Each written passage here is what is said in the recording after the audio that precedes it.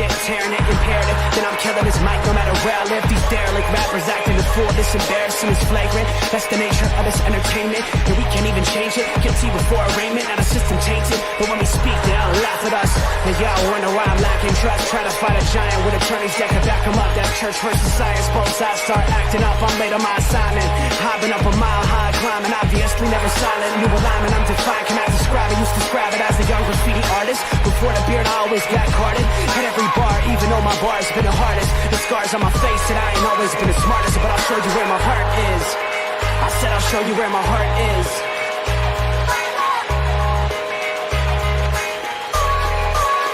I can show you where my heart's at. See it on my sleeve. Even if the beat stops, my soul will not leave. If I never stood tall, nobody will ever see. I can show you where my heart's at. See it on my sleeve. I can show you where my heart's at. See it on my sleeve. Even if the beat stops, my soul will not leave. If I never stood tall, nobody will ever see. I can show you where my heart's at. See it on my sleeve. I can show you where the type of guy that would ride with the breeze. I'm higher than most people. I'm cold and icicle freeze. I'm liking to Mike Tyson. I'm a bison, a beast. I'm hot like Jamaica, like right by the beach. My pops is from a spot where they're fighting for peace. 8 years old, out there watching people fight in the streets. All these sirens only make the violence increase. Yeah, we're still not loving police.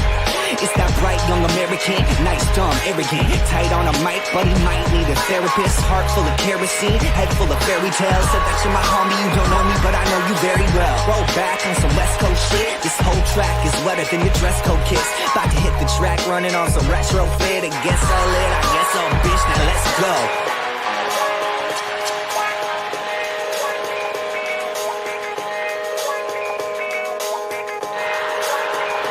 Show you where my heart's at. See it on my sleeve. Even if the beat stops, my soul will not leave. If I never stood tall, nobody will. Yes, it's Tuesday. Ladies and gentlemen, welcome to a little sports nonsense and whiskey. Cheers. How we doing, fellas? Pinky, Robert, always gentlemen. It is a wonderful Tuesday in the neighborhood. Let's go. Oh, don't get too hyped, boys. We got a long show. You better save some of that energy for us. Oh, so much. So long, man. So long. It's been a week, man. It's only Tuesday. It's only I hear that. I hear that. So, look, people, a little slow right now in the sports world. There's not a ton going on. Olympics start Friday with the opening ceremonies. We'll discuss that. There are some events which I absolutely hate, and I will never figure this out for why they do this, but there are some events starting tomorrow before the actual opening ceremonies. I don't know why they just don't move up the opening ceremonies, but whatever. So there's that. We'll talk a little. Baseball is in full swing after the All-Star break, and there's a couple storylines I think are worth keeping an eye on. We'll mention them quickly. Xander Schauffele went to town on Royal Troon and the back nine. We'll talk about that for a brief moment. You know it's going to be heavy football. Pinky's going to be ecstatic. We're going to go deep on the NFC West. And a little basketball, just a couple little conversations that I want to bring up. One's going to be super controversial, and I'm going to drop it on the boys and see what they have to say. And we'll go from there. Good times. You do it. Good times, baby. It's Tuesday. Hey. I already poked the bear, too. Robert, just in case you're wondering, I poked the bear real good earlier around like 2 o'clock this afternoon.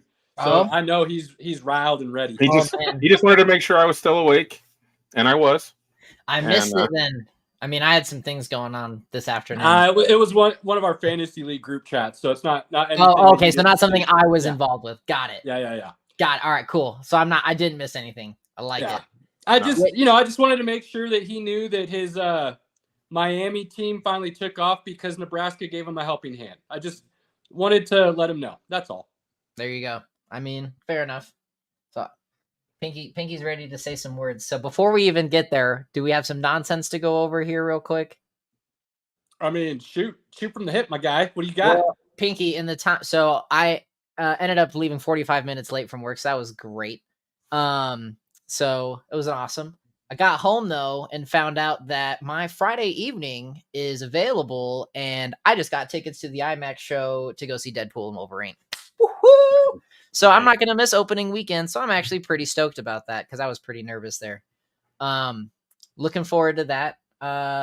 So the boys finished. So Caleb, Pinky, let's get on it. Wait, Caleb, I don't think you watched The Boys, do you? Oh yeah. Oh, Okay, very no, much so. perfect. So yeah, let's get on but this. So we that's one of the can. wife's favorite shows. So that's Ah, not.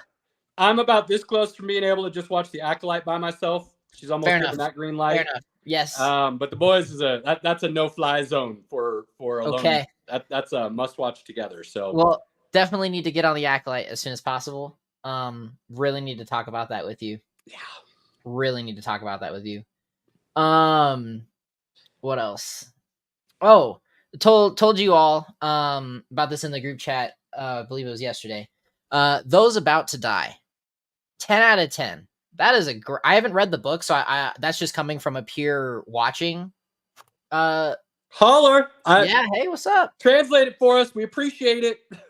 I have not read the source material, so I don't know much about it, but I know a lot of the Roman history and things, and I love this series so far. Anthony Hopkins is great. Ivan Ryan from Game of Thrones, who played Ramsay Snow, is in it. Great series. I was hooked from the start. It really starts with the bang. It's on Peacock, so definitely check Yeah, it. it's on our now really giant large list. But yeah, I'm a history nut, so that will definitely, and all things the Flavian Amphitheater being built. Oh man, dude, that's great. Rome, Spartacus, I mean the movie Gladiator, all those movies, like all those. Gladiator 2's coming, man. Not happy about that. Awesome. I'm still not happy about that. I'll go watch it. And I hope it kicks ass, but I'm not happy about it. Hollywood needs to learn that some things are just meant to be its own entity. You don't have to go. They're just trying to make bucks, right? I mean, I get it, but let's wait. Let's wait and reserve judgment. Once we see it, if it's an obvious cash grab, we'll know it. Well, I'd like to think it's not going to be an obvious cash grab. It's like the first Matrix. That needed to be it, in my opinion. You didn't do anything after that. All we needed was the first one. So, Gladiator is such a perfect movie, standalone. There's no reason to build off of it. I can agree with Gladiator, because obviously at the end of Gladiator, there's an ending to it, versus Matrix. It was definitive. Opens an entire world to explore. That's what I loved about it being its own entity, though, was the way it ended, left it open-ended to interpretation, to thoughts, to ideas. And then hold on. So then how do you feel about John Wick then? Oh, Wick is epic. So what's the difference there? What do you mean? That first ending. The first one ended, and why did we need a sequel then? But there's no story there. It still brought a lot of world to build on, though, with the codes and things like that. See, I don't think the first Wick ended. When I saw the end of that, I go, okay, now what's going to happen? Well, John Wick 2 is a total cash grab. 3 and 4, they elevated and took it to another level. Sure, because 2 happened. Because of a cash grab. I mean, 2 is my favorite. I'm not going to deny that. Cash grab. 2 is a cash grab. 2 is like an absolute cash grab. It's weak as hell. It's not on the same level as the first one. And then the third one's better than both of them. And then the fourth one's even better than that. Oh. So, well, okay. They're all great, but I'm just saying, like, 2 felt rushed, and it didn't feel like it really like took it to the next level, where 3 and 4, each one went to the next level. Yeah, I did not feel that way after 2, but fair. Oh. But yeah, I felt like the Matrix ended in a way that left it open for interpretation on purpose, to make people think, to make you wonder, to make you suspend disbelief. And then you brought in the second and third ones, and I feel like it totally took away from what that first one's aura was. I think they just got away from, like, they went too far down the rabbit hole in the second and third one, and then there was no way to really, tie it up in a nice bow. The third one's awful. The fourth one is just one of the worst things I've ever watched. Not great. That was really bad. So yeah, there's just some movies that I feel like they were so unique and so original and so well thought out and executed that doing anything on top of it was not the right way to go. So, you know, we'll see what Gladiator 2 ends up being. I mean, there's obviously more to that world, as we know from history, and that Caesar and how things play out after that reign. So there is opportunity. I understand that. But it's also one of those things where if you look at it through history's lens, there was a time where the arena and the gladiators were huge, and then it kind of died off a little bit in Rome. And then the tyrannical emperor brought it back to kind of control the masses again and make it really big. And then after that, it kind of died again and never really came back. So that's where I'm kind of wondering, is this a situation where they're just kind of throwing history out the window and saying, oh yeah, this thing was super common and went on forever, and they're just kind of throwing the history out the window? Or is this more showing the last decline of the arena and the gladiator? So a lot of questions in my mind, but again, that's just because of me being I won't say a history buff, but I do love learning and knowing about how things came to be. And what I'll say from, you know, I love Gladiator. That movie is, again, like you said, a perfect movie. I just don't think that it needs to be Gladiator 2. Right. It could be Exactly. something totally different, Yes. and that's fine. But it does not need to be Gladiator 2. Call it the Coliseum or something else. Yeah. But this is, I mean, if I'm not mistaken, and I'll have to double check my IMDb list on this, but I'm pretty sure Gladiator on its own is in the top 250 of IMDb movies to watch before you die. Oh, it should be. It doesn't break the 100. I know that, but I'm almost positive it's in the 250. Yeah, man, that. And that, again, that's why I'm like, when I watched this Tekken trailer, I was excited. Don't get me, like, it looks great. But right. Denzel's already ruined it for me. I mean, like, seriously, the thing is, you know, that line in Gladiator, and I had to pull it up because it's just so epic to me, is one of the best single monologues in all of cinema history, in my opinion. My name is Maximus Decimus Meridius, commander of the armies of the North, general of the Felix legions, and loyal servant to the true emperor.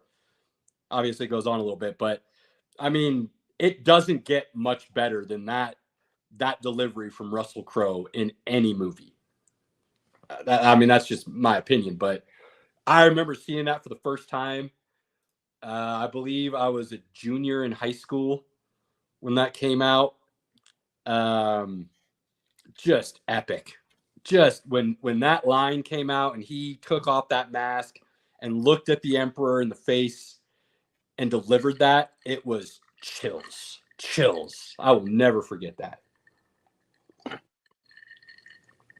Now, take that for what it's worth, and everybody gets their own opinion, because I remember the first time I saw Fast and Furious in theaters and walked out with my dad, and even my dad was jonesing to, like, get in the car and go really fast. So, you know, any movie can give you any feeling, right? I take back everything that I just said. Gladiator ranks number 35 on the top 2. Good. That I was going to say, it would be in my top 100. Which, followed by the next 2 slots are Spider-Man Across the Spider-Verse and Dune Part 2. So, fuck yeah. Solid. That's a solid little group right there.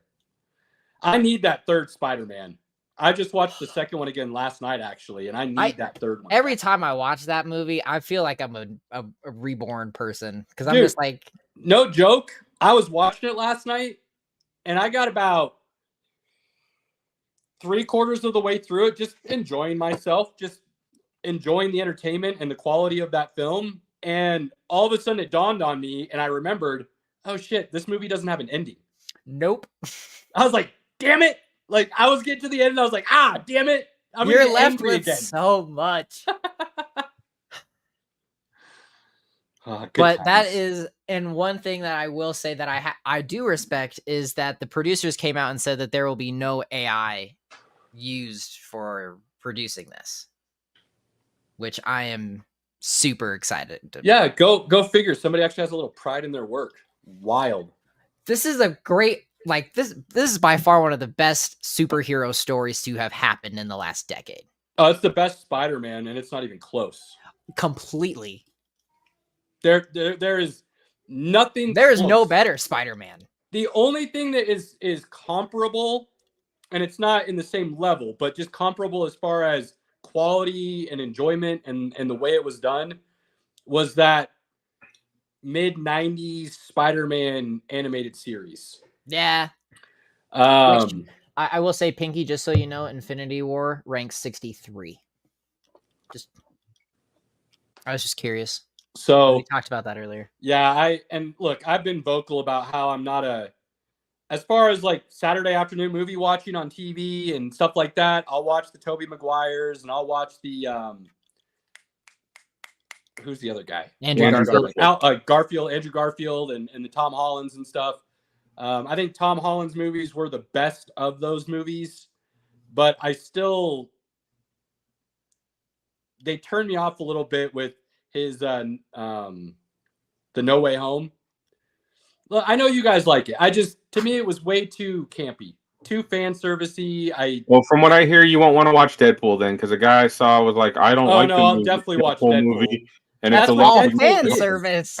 That's what Deadpool is. Like that is it. Like that's what you expect to be handed on an epically magnificent level. That's just what he does. Robert, when are you going on Friday? 10:40. At night? Yeah. Okay, I'm at 9:30, so we can message later. Cool. And Yeah, I'm Deadpool in IMAX. doing the whole across the different universes and things of that nature. So this Wolverine is from a different universe. Yeah, it's not the night. Aware. 616. 616. So I think Ryan Reynolds is a genius, in my opinion, and he's going to help reset Marvel with this movie. And if they're smart, based on what I've been hearing from Kevin Feige, that's exactly what they're going to use it for. Have you listened to any of the interviews this week from Hugh Jackman and Ryan Reynolds? They've been doing their press tour and all that. So it's pretty funny because Hugh Jackman talks about when he finished Logan.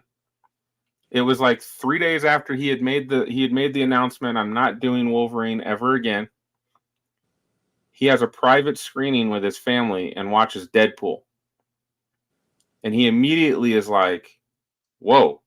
Like, he was like, I could see us doing, like, he was like, it's like another 48 hours with Eddie Murphy and Nick Nolte. And he names off all these buddy movies. Yep.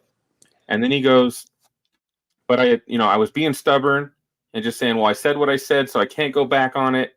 And then he said in 2022, he had been having some, he's got adult children now, and he's been having some conversations with them about, like, if you could do anything, what would you do?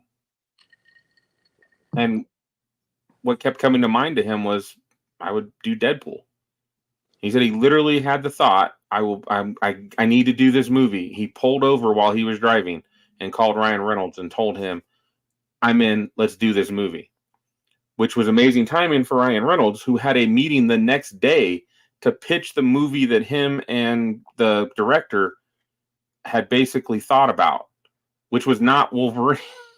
So it worked out amazing for the whole situation. But it was fun hearing that. And then, of course, like, just listening to them talk about friendship and how, like, their ability to be friends and have fun. And you just go, it's really cool to see people that are famous that can actually have true friendships with each other. So it's really Agreed. Nice. Now, And go ahead, Caleb. And then you jump in here. To add to that, and I might be wrong on this, but if I remember correctly, one of the interviews I was watching, I believe it was Ryan Reynolds, but I've seen so many of them, I'm kind of muddling them up, so I apologize if this is incorrect.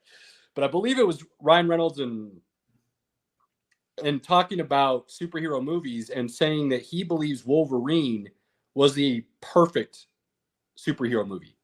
Start to finish, the way it was shot, the storyline, everything was just perfect. To him, that is the top of the mountain of superhero movies. The Japanese one?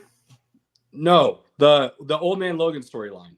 Logan. Well, that's different. Okay. Yeah. Logan. Sorry, Yeah. I said Wolverine. My bad. You had me Logan. nervous there for a second. Yeah, man. my bad. Wolverine was bad.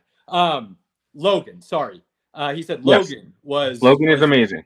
The best superhero movie ever made. It was at the top, and that's what he was striving to be able to tell a story on that level. And that's why he wanted to do this so bad with him, because Deadpool and Wolverine are so tied in at the comics, and then being able to see that and take that and mix it with Deadpool and be able to use that R rating, if you will, and truly tell the story the right way. And that's one of the things that has me excited. Oh, actually, hold on. Because Pinky didn't bring it up, which means he didn't see it. And I failed as a friend. Occasionally you do. No, I'm really failing as a friend right now, actually. I just need to figure out what it was. 1 second. What I was gonna say, Caleb, on that note was watching the press tours for Twisters with Glenn Powell and Tom Cruise was very reminiscent of what you were just talking about, seeing those friendships and things like that. Because if you go back to Top Gun Maverick, when they were doing that, Glenn Powell auditioned to be Rooster, didn't get it, and they created Hangman for him. And then he and Tom Cruise have had this relationship to see that come off screen too, and almost like Tom Cruise coaching him, almost, it seems like in some cases. It's really cool. Right. And Glenn Powell's one of the hottest actors in Hollywood right now. Yes. He's in everything. His movie on Netflix is actually enjoyable. Hitman. That's enjoyable. I wanted to see that because I know it's based on a true story, and I was kind of intrigued by it. He does a good job. It's fun. But anyway, so Pinky, I know you're not super involved with Blumhouse or anything like that, but Blumhouse is a big horror production company. And the reason why that's important is because this was confirmed. What's today? So yesterday, at 10 o'clock in the morning, via Blumhouse, King Spawn is being produced. So with Matt Mixon, Malcolm Spellman, and Scott Silver, based on the characters created by Todd McFarlane. Ooh. Sorry, I failed you as a friend, but this has been out for almost over 24 hours. Ooh. What am I going to do with you, Robert? I know. Throw me in the garbage. I'm trash. I deserve better. No, I know you do. I think we can all agree the original Spawn is a bad movie, and it's so bad it's awesome. It's so bad it's great, right? It's like the HBO series is awesome. Flash Gordon. Wait, there's an HBO series for Spawn? Yeah, and it's a cartoon. It's animated. Oh. It's awesome. I thought you were talking about live action, and I somehow missed that. No, I know all about the animated stuff. I'm all well aware of, but it'll be interesting to see with how far studios have come with being able to tell a superhero movie and make it realistic now, whereas before it was always really hard to suspend that disbelief. Now they've gotten to the point where it's very realistic, if you will. Spawn is an epic story to be able to tell. I've got my tattoo planned. I've got a sleeve, Hulk, Deadpool, Wolverine, and I would add Spawn on there if I thought I had enough room. I don't think I have enough room here, so Spawn might get his own somewhere.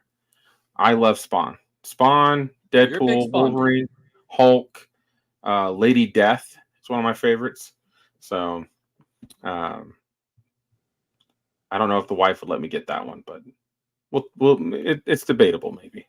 I mean, you give me Hulk and Anakin, and nobody's beating me. So, I've got my Stormtrooper on my chest here right now. I'm gonna do a Darth Maul one. I just don't know what I want to do. Just got to find the right real estate for it. I gotta get dollars. That's my problem. I have plenty of real estate. I got no problem with real estate or ideas. I just need dollars. I think I'm not taking that much PTO that I could take, because I do have like 4 weeks worth of PTO I could take.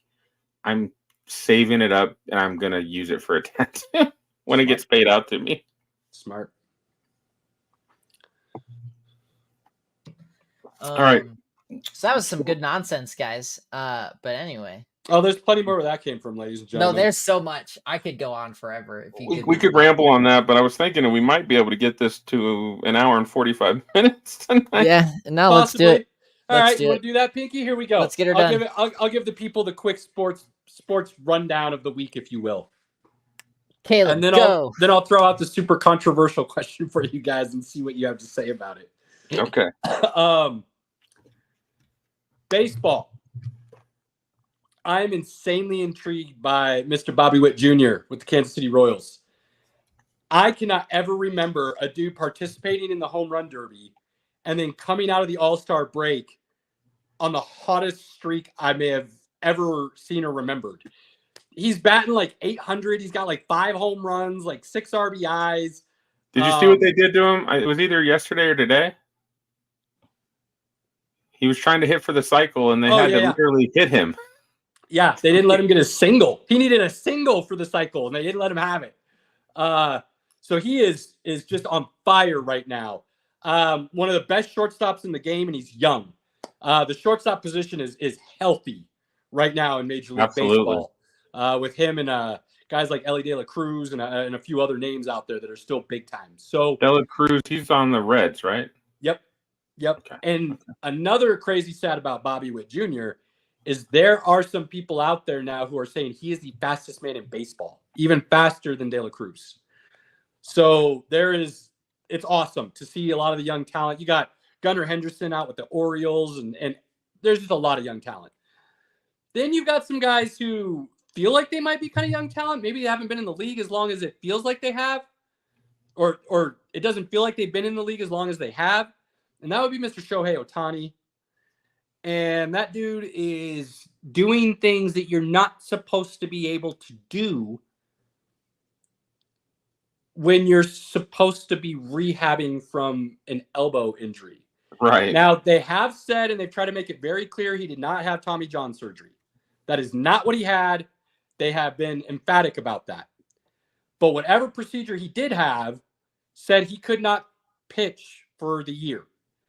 So whatever it was, it's still a major surgery on that elbow. And yet he's going out there batting over 300, over 30 home runs. Just epic as a DH this season. To the point where he very well could be the NL MVP as a designated hitter. That's crazy. That's crazy. I think there's an argument to be made that Ohtani, now that Willie Mays has passed away, may be the greatest living player, retired or active. I really want to say yes, and you know how I feel about Ohtani. I think he is the greatest baseball talent to ever play the game because of what he does. I can't call him the greatest baseball player yet, though, because living. Well, I'm just saying, period. I will call him the greatest talent, but I don't think I can call him the greatest baseball player right now. And I know that's kind of splitting hairs, but the reason for that is because he's doing half of what Aaron Judge does right now. And Aaron Judge has better batting numbers. Now, I say that because Aaron Judge is playing the field, and he's a really good defender as well.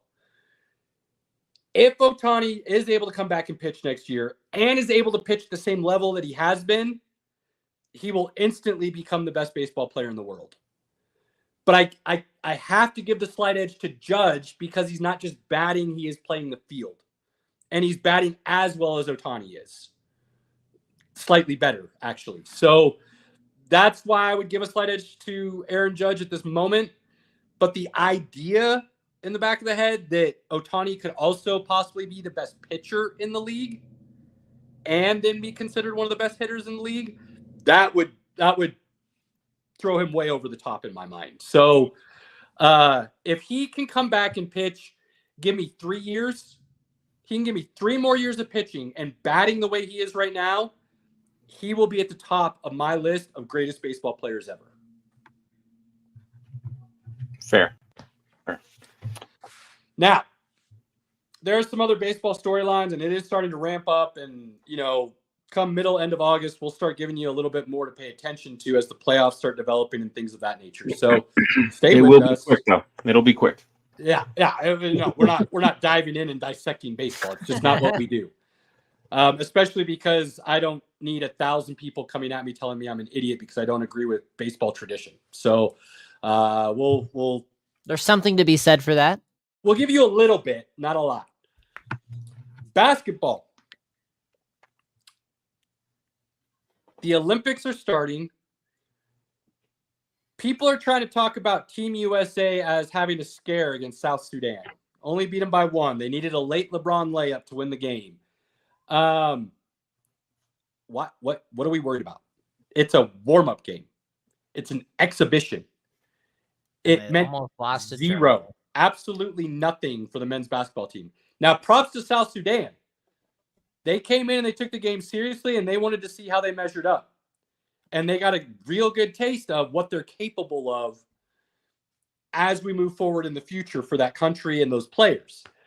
But if the game meant something, I have no doubt in my mind that would have been an epic blowout, okay?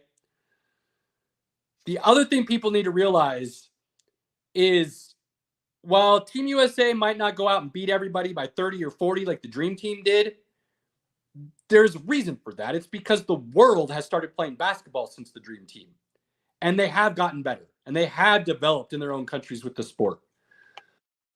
But to think anybody is on the same level of talent as the United States team is absurd. The reason the games will be close, and the reason I truly believe Team USA will sweep their way to the gold, but I think the games will be close, is because you have teams versus individuals put together. Team USA is a bunch of dudes playing hero ball together.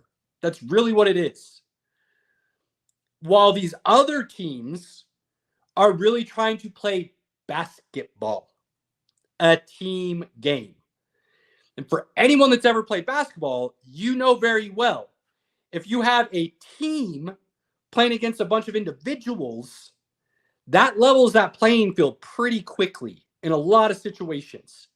Now, the talent will usually come out on top over just a team. But because of that, I believe these games are going to be close, and people are going to be trying to talk about how Team USA didn't have it, or they almost lost, or look at this collapse, or they're not as good as we thought they were. Keep those storylines in the back of your mind because they're gonna be there, and they're gonna be nonsense and completely baseless, but they're coming. Team USA wins the gold, hands down. It's not gonna be much of an issue. Now, excuse me. Whew, need a little break here before we go into this. Oh boy. Sounds like what he's going to say is going to be really dumb. No, it's the person You're that such said an it. ass. The person that said it. I'll just give you the guys. WNBA All-Star Weekend just happened. Right. Great viewership. Congratulations to them. I am worried that that's the end of their momentum, though, because they're going to have a big break now for All-Star and then the Olympics. When they come back, football's kicking off. Mm-hmm. And I find it hard to believe that they're going to be able to build off of any momentum they had after that. This break is going to kill that. And the fact that Caitlin Clark and Angel Reese aren't on the Olympic team. So that storyline has now stopped. And we're not going to have it for 3 weeks. And I think it's going to be really hard to bring that back up into the general public and keep those same numbers. So unfortunately, what they had, I believe, is ending. Okay? On top of that, there was a comment made by Brittany Griner that seemed to go unnoticed in the national media, or it was unnoticed on purpose. And you guys can tell me what you think here in a moment when I tell you. But it made my jaw drop. And the comment was in reference to a reporter talking to her about her newborn child. Oh, I know exactly where you're going. And it was said something along the lines of, how is mom going to feel, when she gets to hang out and hold the newborn baby? And kind of sheepishly and like you should know better way, Brittany Griner corrected the reporter and said, "Pops, my child's going to call me Pops. I'm dad." So the reason my jaw dropped was not because of that comment. If that's how she feels and that's how she wants to handle things, more power to you, Brittany. Do your thing. Enjoy your family, your loved ones. You know how we feel about that. My jaw dropped, though, because there are people saying that she was basically not on the camera, but off the camera, then telling the reporter that she identifies as a man. And if that's the case, shouldn't she be banned from playing in the WNBA? Yeah. But that's all I'm going to say. Like, and I'm can gonna leave it you... at that. I'm trying to be, very even-keeled about this. I'm not trying to draw controversy or stir things up. I'm trying to be very matter-of-fact about this subject. Identify however you want to. Be who you want to be. But if you're going to say you identify as a man and you're a man, how can you continue to play in the WNBA?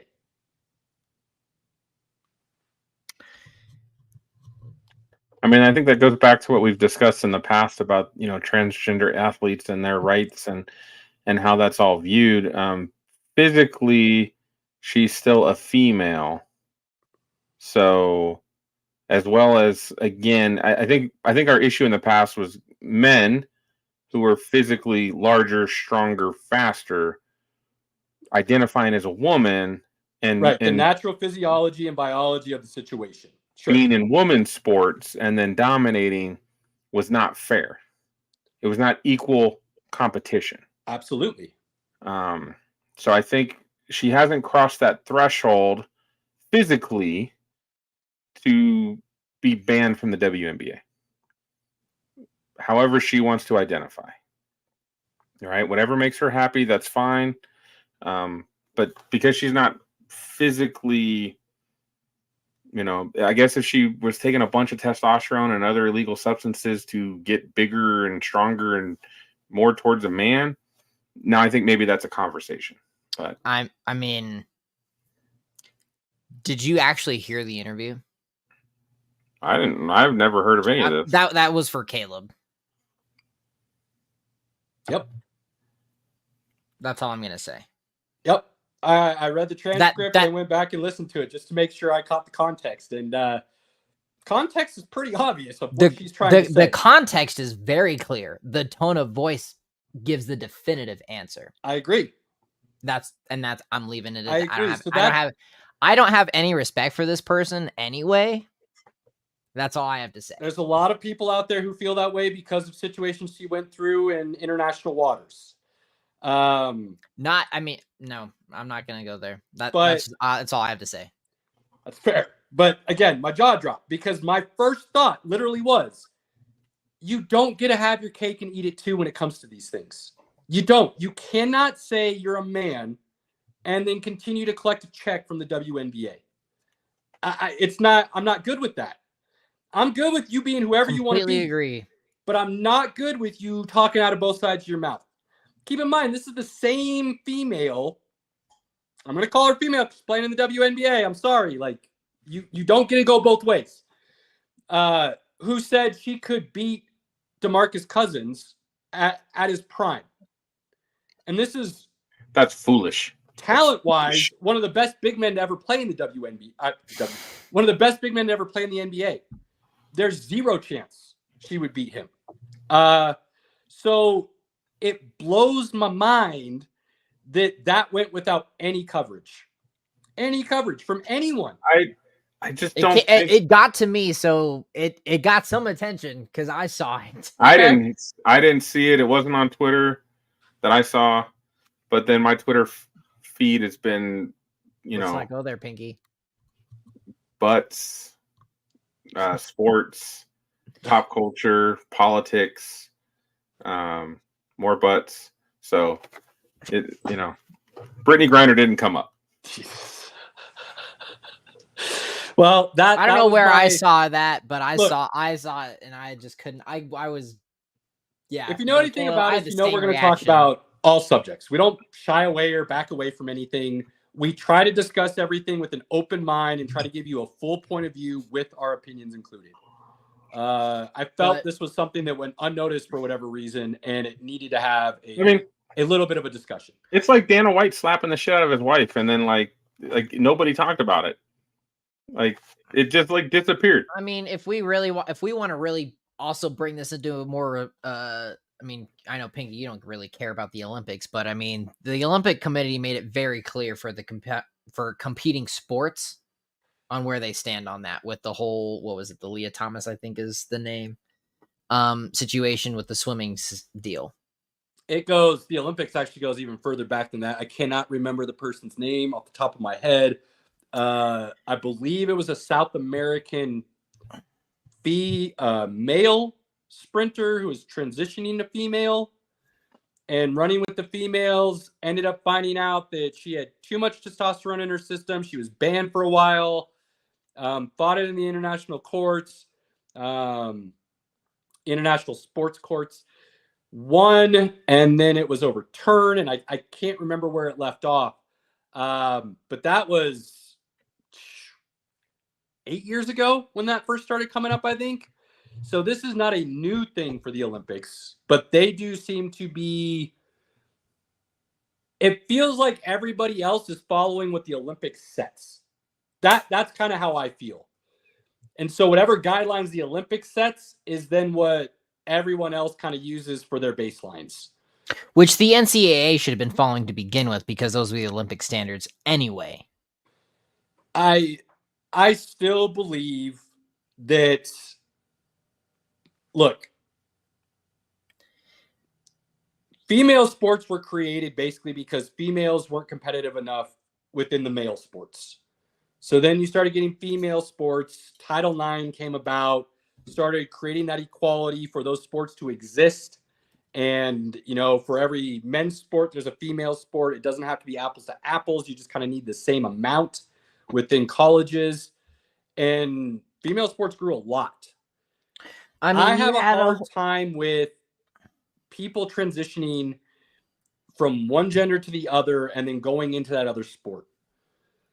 It, to me, is unfair. And it just comes down to basic science. If you grew up a man, your body, your muscles, your structure, your bone density, everything is different. Everything. So no matter how many injections or supplements or doses of anything you take to reduce that, it still doesn't change the physiological aspects that have already set in. Those are just, they're there. You can't get rid of them. So I still believe that at this point in time, the most fair thing to do would be to you either compete in the sport that you were originally born to, for lack of a better way of saying it, or there needs to be a transgender, what's the word I'm trying to say? League or I don't, you know, section, Yes. division. Why am I drawing a blank on the? But there needs to be its own entity: male sports, female sports, transgender sports. And that's the way you make it fair. I have a hard time thinking about my daughter growing up and playing with someone like my son who grew up a male his entire life and then at 17, 18, 19 decides to transition. Once you've gone through puberty, your body is forever changed. And there's no going back from that. And that creates an innate advantage. And for anyone to deny that, I think is foolish. And that's where I have a problem. Not with people's choices or their decisions, but just the idea that sports is supposed to be played on equal footing. The base level is supposed to be played on equal footing. And when that's taken away, I have a problem with that.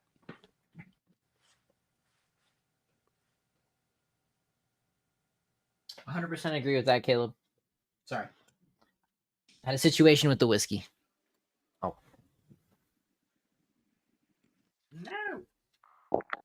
Needed a slight just like conversation.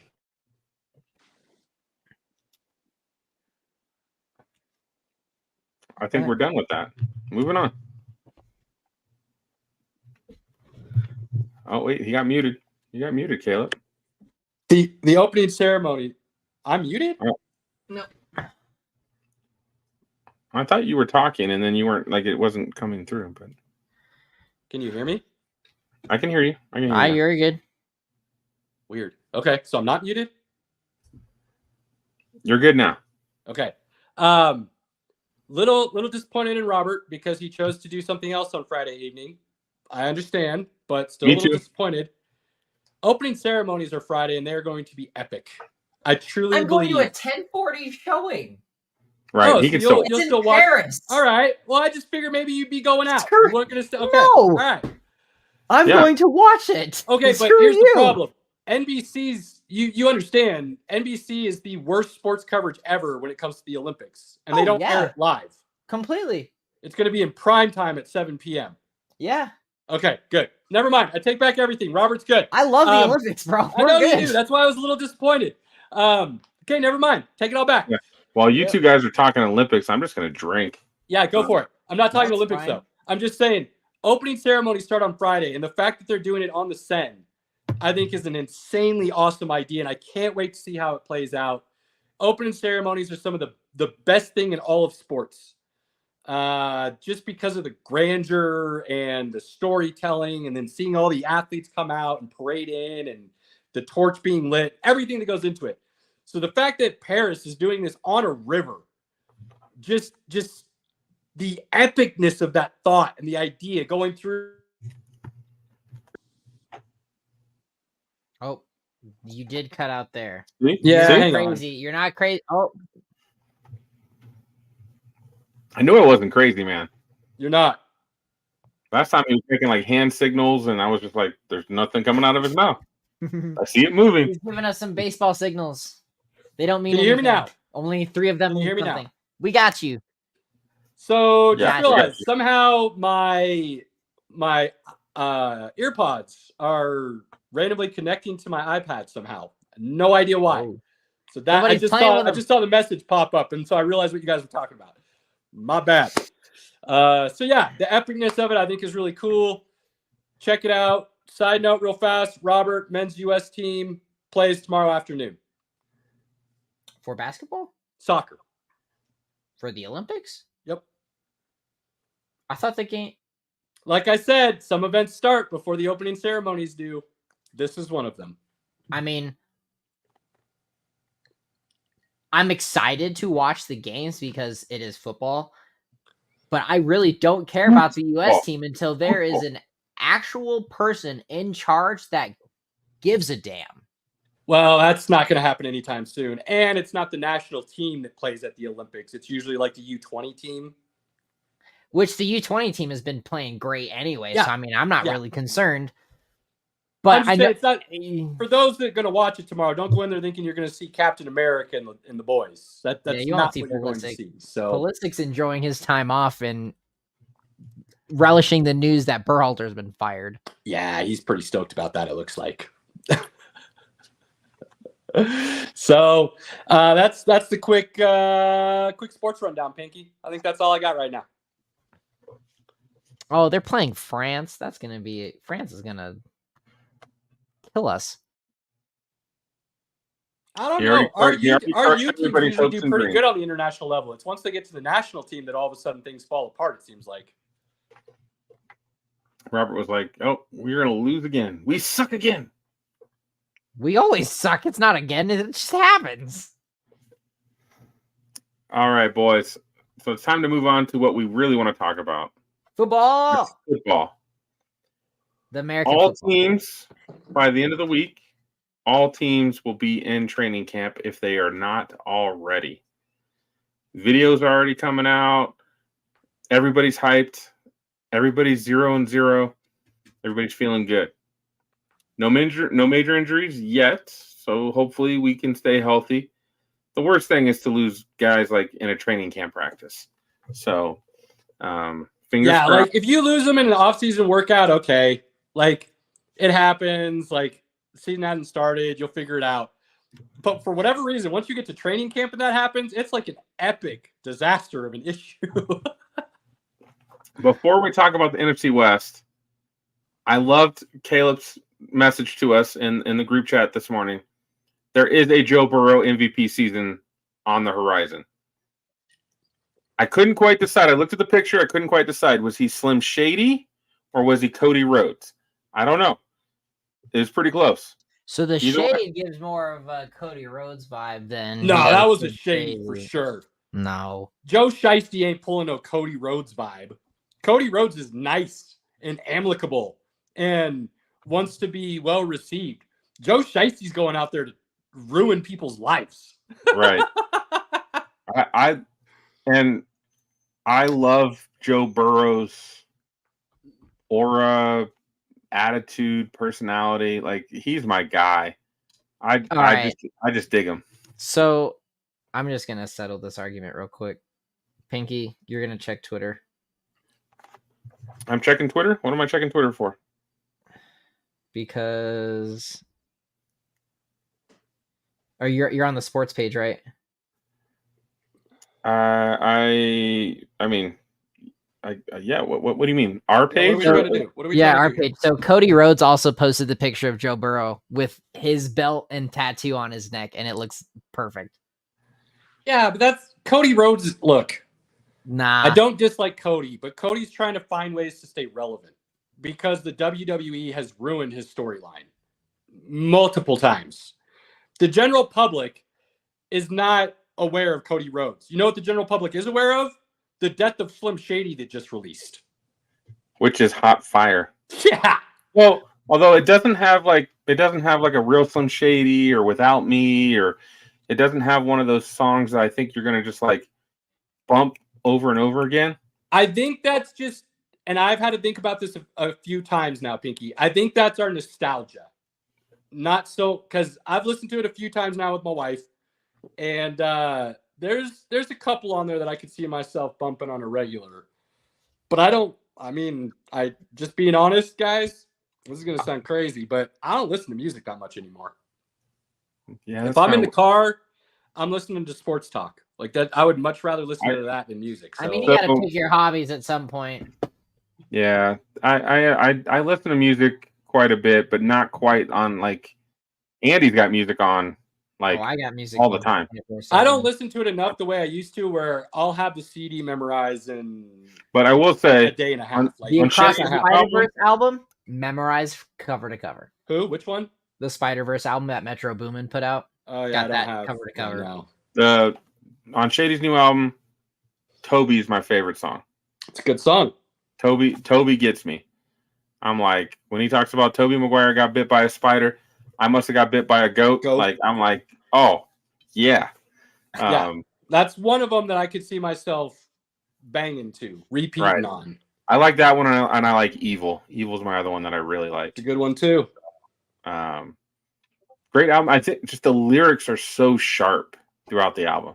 So I don't feel like there's a lot of bangers, but there's like, if you listen to the lyrics, they're so sharp, they're so cutting, they're so not PC.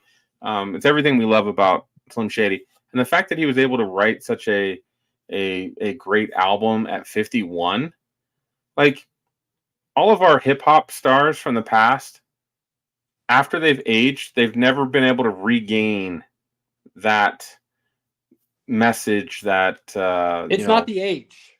It's the fact that most of them don't know how to transition away from rapping about the hood and the life and the grind. But that was never, and again, that was never Eminem's thing either. But so that's part of the reason why he's case. able to maintain and evolve, is because that wasn't what he built on. I relate this album more to a true hip hop album in my mind. I'm a big lyricist guy. So you go through my catalog and you'll see all the gangster rap and you'll see all the club bangers and all that stuff too. But what you'll also see, and more likely than not hear me playing in my car when I was rolling around, was the lyricists. The Rakims, the Talib Kwalis, the Mos Defs, the Jizzas, the Rizzas. That's the stuff that I was really playing. And so there would be people getting in my car and they'd be playing this. They'd be like, dude, play something that's going to pump us up. Play this, play that new single, play. And I was like, no. Shut up and listen. So that's what this new Eminem album is to me. It's more of that hip hop, lyrical, sit down and take it in and absorb what he's saying rather than just kind of mindlessly be bumping along and enjoying it, which I think is a crazy thought that Eminem could go from what he was to a true hip hop lyricist in that category. That's pretty crazy to me. But it is a banger. And that's why I fully believe, regardless of what Cody Rhodes wants to try and believe, Joe Burrow don't give a about Cody Rhodes. He cares about that Joe Shiesty and that Slim Shady, and he's coming to put work on people. That's what I think. I think so. All right, NFC West. We got sidetracked again. Robert, welcome to the show, people.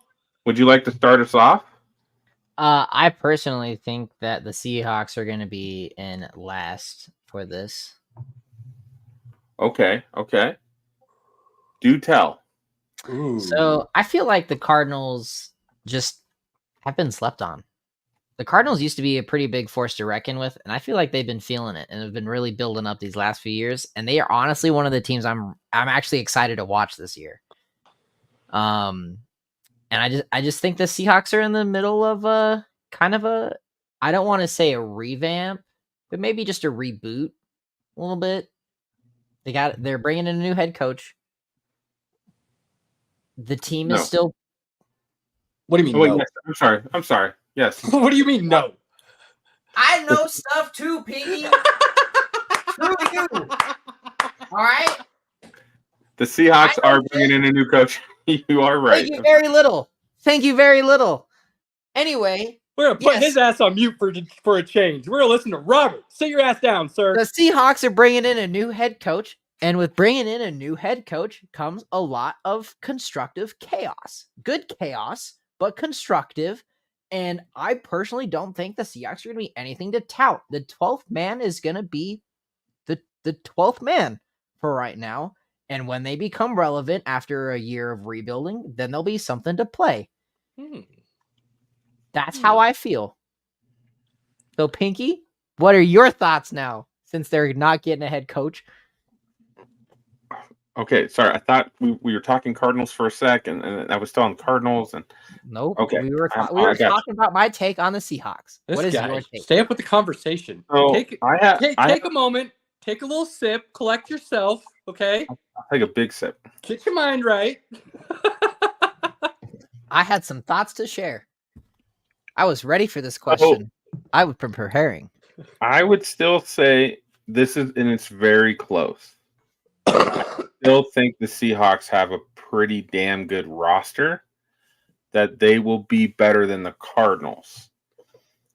But it's going to be close. And I do believe, in my opinion, the Seahawks with the new coach now, I think he was at Michigan for a year, and then he's been with the Ravens a year, I think, before he got this job. So he did a great job with the Ravens, but is that a lot to say you're head coach worthy? I don't know. I'm wondering about. They've got the Dallas. He was the defensive coordinator for the Ravens, Mike McDonald. Mike McDonald, yes, and he brought over the Dallas Cowboys defensive line coach is the DC, but I think Mike McDonald's the DC overall. And then he brought Ryan Grubb, who was the offensive coordinator for University of Washington last season, which was really good.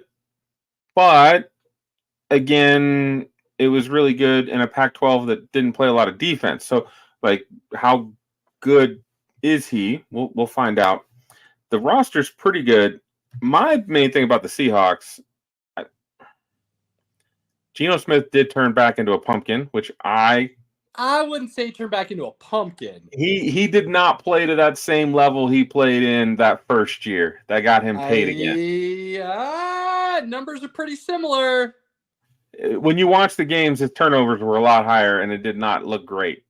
So I think Mr. Smith is going to be on a very short leash, and it won't be long before Sam Howell is the starting quarterback of the Seattle Seahawks. That is my prediction. I don't know what week it's going to happen, but I do think Sam Howell is going to be the starting quarterback of the Seattle Seahawks. It's going to happen. I don't disagree with you. I do, though, believe part of Gino's issues last year was coaching, not the playing. And I think that was kind of said as much from guys like DK Metcalf and some of the other offensive players. Their offensive coordinator, Shane Waldron, must have done good enough because he got another job immediately with the Bears. So, yeah, sort of Getsy. I think Getsy's. Where is Getsy? He's the offensive coordinator for the Raiders. Where? Oh, the Raiders. Yeah, nobody cares. Doesn't matter. He was rehired. Just because look, the NFL is notorious for recycling trash. We're well of that. Like that's been the history of the NFL for decades. Just because you get another job doesn't mean you're good at your job. Adam Gase, anyone? Adam Gase. So let's keep those things in mind. The offense as a whole regressed last year for whatever reason. I will say, though, I truly believe Seattle has the second best roster in the NFC West. Top to bottom, talent-wise, I believe Seattle has the second best roster behind San Francisco. Now, it's a big jump from Seattle to San Francisco, but I think the Rams and the Cardinals are closer in roster, talent-wise, and construction at the bottom, and Seattle kind of sits at number 2. The thing that moves the Rams above Seattle is the head coach and the quarterback. Those are what give you that little edge that even if I don't think your roster is quite as talented, those positions are so important and those positions are so much better than what Seattle has, in my opinion, that it gives them the slight edge. I am very excited to see what Seattle does this year.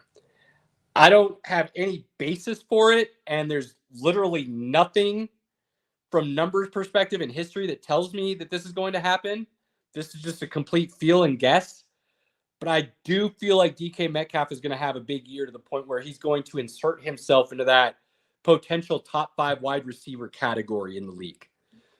I think he's that talented. The question is whether or not they use him in such a way that allows him to show that talent. Yeah, I don't know if he'll get to that point. I think he does have that talent. Yeah, right? But so again, like I said, there's no basis for that comment, right? It's a complete feel and guess. I just have this feeling, though, that, and maybe it's more of a, if you want to be successful as the new regime, that's something you need to do. Maybe that's more of what it is. But DK Metcalf, talent-wise, I believe is a top 5 receiver. And there's a lot of guys you can kind of put in that category. The wide receiver talent in the NFL is crazy these days. Right. But he hasn't been used in that way for whatever reason. So they don't try to get him the ball. They weren't very creative with their offensive play calling, I feel like, from a lot of the situations that they did. So I'm interested to see what the new staff does. And if you make DK a true one, they've got a couple solid running backs. Their offensive line is legit. Tyler Lockett is still there. Oh, yeah, by the way, they drafted Jackson Smith and Jigba last year, who could be a potential number 1 based on his potential talent and why he was drafted. So that offense is crazy, in my opinion. It's loaded. The quarterback is the question. Can Gino or Howell produce enough to make them all relevant? The defense is going to be really good. I don't see why we would be down on that defense. They've got plenty of talent. They've drafted plenty of really great talent. So are they going to show out and be what we expect from that talent, or are they going to be more of like the Packers, who where would you underachieve? Where would you put them in the division right now? I have them third. Robert has them 4th. I do have them 3rd.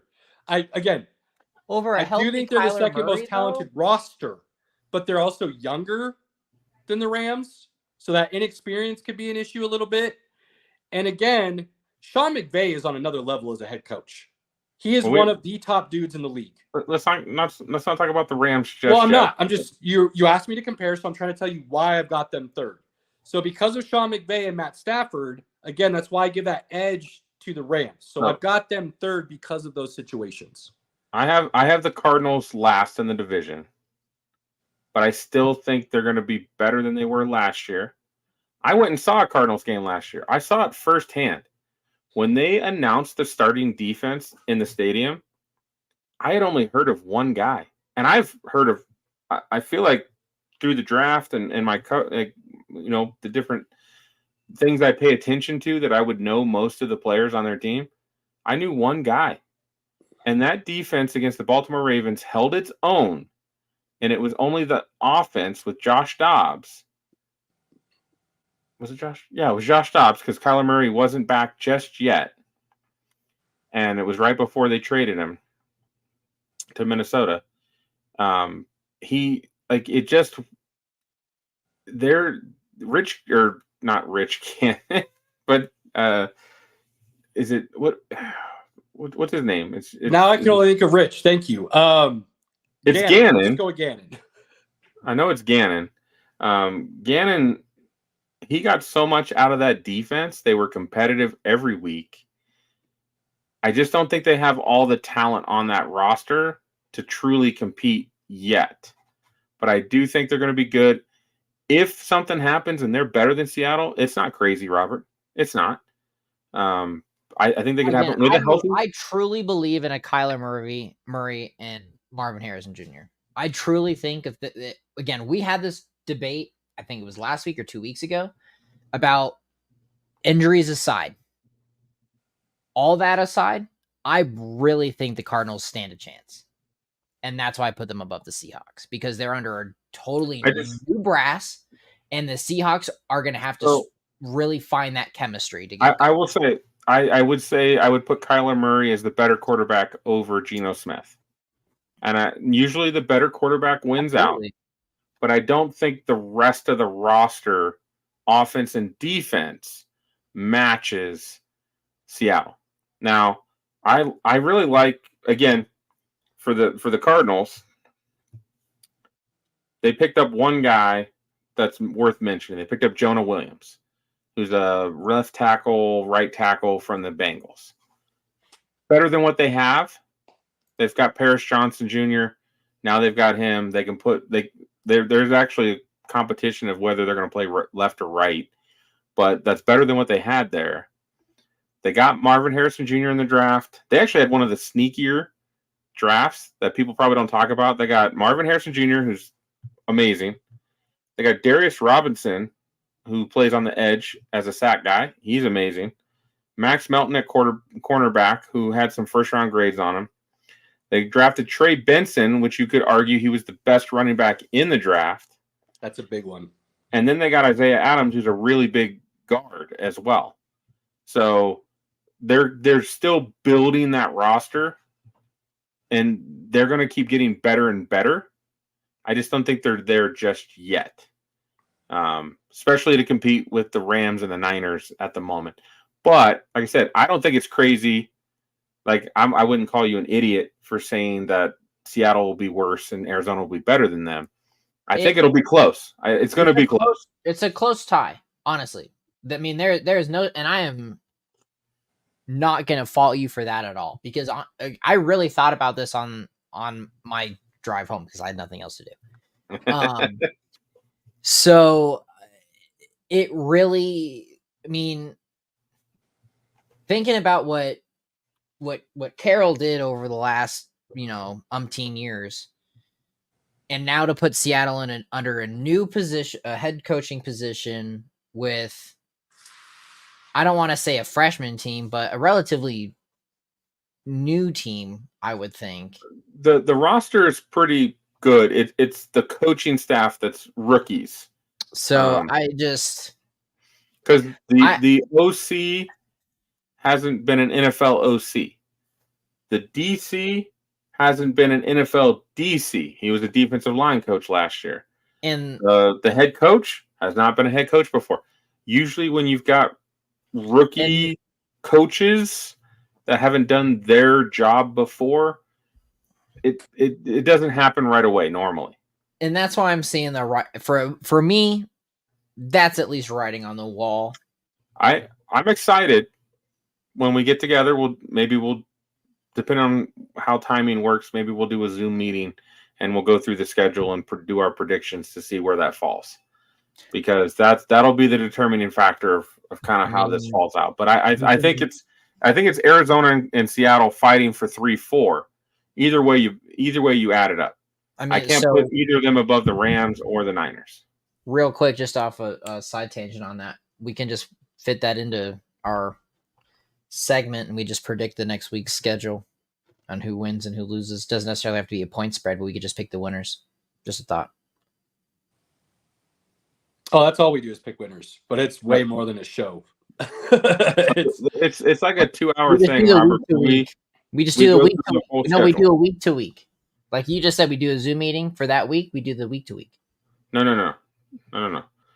So before the season, we predict every single I got game. you.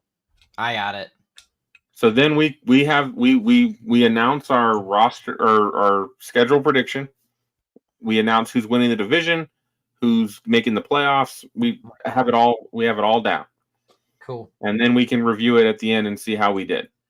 Sometimes we do pretty good, and a lot of times we do really bad. I already have you down, sir. You chose the Broncos schedule already. Oh, that's gonna be fun. That was written down. I was told and instructed. We'll redo it. We'll redo it. Don't worry. I've been holding on to that. I like that. I like that he moved and still knows exactly where it is. There are priorities. That shit got unpacked real quick. PP. There are priorities, and this is one of them. Oh, that's good stuff, sir. That's good stuff. Look, here's the deal. I think Gannon, depending on what he does this year, could implement himself as one of the best coaches in the NFL, because the job he did last year, I believe, regardless of the record, he had that team playing a lot better than people expected, especially after Kyler Murray came back. And I know the scores don't always reflect that, but from what I watched with my eye test, that team was way more competitive than they should have been. I do think the addition of Marvin Harrison is huge. I think Trey McBride could end as a top 5 tight end real easy in fantasy. I think Kyler fully healthy for a season. I don't think there's a question that calling him a top 5 fantasy quarterback it's not crazy. I think that's well within his realm of possibilities. But what do you have outside of that? James Conner's really good when he's healthy and he's playing, but you can't count on him for a whole season, unfortunately. Trey Benson might be the most talented running back in the draft, but he had some injuries that he's coming back from. There's still question marks there. Outside of Marvin Harrison, what do you have for receivers? The offensive line is a bit of a question mark. They could continue to improve and be a solid unit, or they could take a step back. There's really not enough data there to tell you which way that's going to go. And then the defense, I think, will be solid. I think calling them a defense that finishes somewhere between 15 and 20 wouldn't be out of the question because of how good of a coach Gannon is. But I don't think there's enough talent on that defense to carry him any higher than 15. So when you start putting all that together, it sounds to me like it's going to be another rebuilding year that team is truly going to figure out what pieces they keep and what pieces they can move on from and where they need to improve to where next year I could see the Cardinals being a playoff contender. I don't see that this year, though. Again, we'll look at the schedule just off the top of my head. I would be surprised if the Cardinals get to 5 wins, especially being in that division, where I could see the Seahawks easily finishing with anywhere from 8 to 11 wins, depending on what their schedule looks like and how we break that down. So I think there is a definitive, clear difference between 4th and 3rd place in this division. Cardinals will be last. Seattle will be 3rd. And then I think you get the 2 top dogs that will each be fighting for. I'm not going to say that they'll be fighting for the division. I think it's San Francisco's to lose. But I think the Rams, after what they did last year and being able to improve on that, They added some pieces, but they did lose Aaron Donald, which is going to be huge. I don't care what anybody says. You're not replacing that on the defensive side of the ball. But that offense will move with everybody they've got there between Stafford and Puka and Cooper and Kieran Williams, and now adding Blake Corum and all of the stuff that they're going to have. And then again, Sean McVay might be the best head coach in the league. So I believe they'll be in the playoffs. The Rams will finish second in the division. My question is do the Rams finish 7th, 6th, or 5th? Where do they fall in that wild card seeding? Because that will be huge for them, because there's a legit situation where they could be facing the 49ers in week 1 of the playoffs. And if let's just say San Francisco sweeps the series this season, beating a team 3 times in 1 year in the NFL, those aren't good percentages. I mean, in I don't NFL see history, they're not good percentages. I don't see the 49ers not having a 1 seed. A 1 and a bye. I agree. I'm just saying there is a situation with the Packers and the Eagles. There's a situation where the 49ers could not get the 1 seed. And it could be these 2 teams playing in the first round. And that would be a pretty crazy matchup because, again, history and numbers say beating a team 3 times in the NFL 1 season is a very high ask. And that would make a very interesting start to the playoffs. But while I think, again, Seattle's talent on the roster is slightly better than LA's, and a lot of that has to do with the defensive side of the ball, not the offensive side of the ball. Because on the offensive side of the ball, I think I would be hard-pressed to not put LA over Seattle. But then when I move to that defensive side of the ball, I would give Seattle the edge. But when you look at overall roster and head coach, we saw what McVay was able to do with that team last year when everybody thought it was going to be a rebuild year. Dude, that draft they had last year was Killer. Just amazing. And amazing. By all accounts, they had another good draft this year. So let me check my notes real quick. Bro. Yeah, their first 4 picks. Yeah. I'm in total love with. They got Jared Verse and Brandon Fisk from Florida State, teammates on the D line. Yep. They got Blake Corum, which behind Kieran Williams, that's pretty awesome. And then one of my guys who I think may have been the best safety in the draft of Cam Kitchens at safety. I think they hit it out of the park again. Yeah, fully agree. So what Les Snead and Sean McVay do, I will never doubt again. I will never question again. And I will believe forever that every year they are contenders. Super Bowl contenders, maybe not, but at least playoffs for sure. So it's going to be real fun to watch and see what that team does over the next couple of years, because they are getting younger and they are building and adding talent. The problem is that quarterback position and Matt Stafford. He's aging and he wants a new contract. So how do they handle that, and what do they do? They already announced it today. They're giving him more money. I know they haven't come out with the specifics. They just said generalization so that he would come back to camp. So obviously there's enough there that he trusts that he's going to get his dollars. But still, what is he, 36 now? 37? He's 36. So you could get another maybe 2, maybe 3 years of solid play out of Stafford. But he is starting to get nicked up and banged up. He's got that elbow injury. And if that starts lingering and his arm talent starts diminishing, that could be a big issue for them. And they don't have a quarterback in waiting or anything right now. Which is why he wants more guaranteed money, because he doesn't have that much guaranteed money left on his deal. Exactly. All right, this is off topic, and it's not really dealing with the division we're talking about, but we should absolutely address the CeeDee Lamb situation. Oh, that'll be after this. Yeah. In a sec. That's good. Yeah. There's a couple things that need to be addressed, so we'll discuss that. Absolutely. So that's where I have LA sitting 2.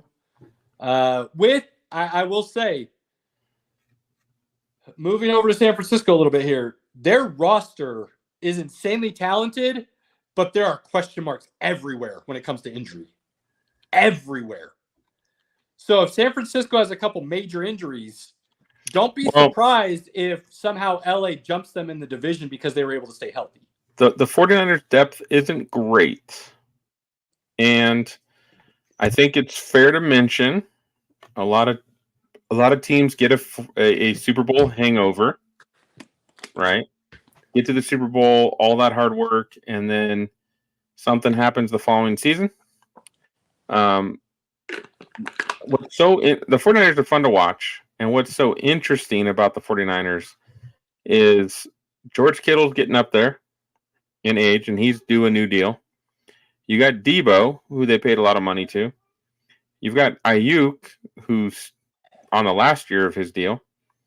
And you've got an aging Trent Williams as well. Like, that Super Bowl window is, and that's not to mention they got to pay Purdy next year. So that Super Bowl window is closing a little bit. This is the time to hit. This is the time to go. That's why Ayuk isn't going anywhere. Well, exactly. They've also got some issues on that defense that they could be losing. So, future-wise, yes. So it is one of the, and that's why I laugh when anybody's like, "Oh, they're trading Ayuk." The hell they are. They will be plenty happy going through this season with this roster and winning a Super Bowl and letting him walk next year. No. He doesn't walk next year. They slap the franchise tag on him and trade him. You know exactly what I mean. They're not going to franchise tag him. Yes, they will. They'll do the same thing that the Panthers just did with Brian Burns. They franchise tagged him and then they traded him. That's exactly what they're going to do. They're not going to lose him for nothing. There's nobody else that they need a franchise tag. They're going to get Purdy signed. So there's nobody else to use the tag on. It's dollars and cents, but it doesn't make any sense to franchise tag him because if you can't trade him, you got to pay him. They're going to trade him. I think they'll trade him. I'm just saying, I think they would be more than happy if they went through this season. They have to franchise tag him to trade him because he's a free agent after this season. You're not listening to me. You're not. Go ahead. When are they? You just said they're going to trade him. When are they going to trade him? They're not trading him this year? I did not say. I said they would be more than happy if they went through this season and won a Super Bowl and he walked. I'm not saying that's what's going to happen. I'm just saying their mindset right now is Super Bowl or bust. So if it somehow turns out that at the end of the season they have a Super Bowl title and then Ayuk is not on the team next year, they're not going to be mad about it. He's not on the team next year because they're not going to pay him. But they could move Debo and pay him. Debo's older. Why not move Debo if you can and keep Ayuk? I don't know if anybody wants that Debo contract. I'm just saying. And it goes back to, and Pinky and I have gone back and forth on this, and for those of you that have listened are very well aware of my thoughts. I'm good with going all in, winning a Super Bowl, and then rebuilding for the next 10. And letting that be your model as a franchise. I feel like that's the mindset San Francisco has going into this year. They would be cool if they won a Super Bowl and then the whole roster blew up at the end of the season and they had to start over. That's not going to happen. Okay? Lynch and Shanahan and everybody else are smart enough where they will keep a very talented roster still, okay? I just mean in the grand scheme of things, the big picture, whatever you want to call it. If they kept Ayuk this year, they didn't franchise tag him, they used that money somewhere else, and he just walked for nothing next year, I don't think they'd be mad. In fact, I think they'd be totally okay with that situation. That's all I'm saying. Okay. I think they'll franchise and they'll trade him. They'll get something for him, a second and a fifth, nothing major, because whatever team takes him has to pay him a lot of money. So, but who knows? Maybe I don't see them getting a deal done with him and Purdy at the same time. Like, that's not going to happen. So, I personally, Pinky, just don't see the wide receiver market being strong enough for somebody to take that on with what you can get in the draft these days and the ability of coming out and getting the cheaper deal with arguably the same level of talent. I don't see anybody in the position that would need a wide receiver trading for him at that dollar. That's where I would go. I would go to the draft every year. I wouldn't really. I'm not paying Ayuk $30 million like he wants. Like right, and that's why, in all honesty, I don't see them franchise tagging him because then they'd be foot with the bill. Well, franchise tag would be less than $30 million.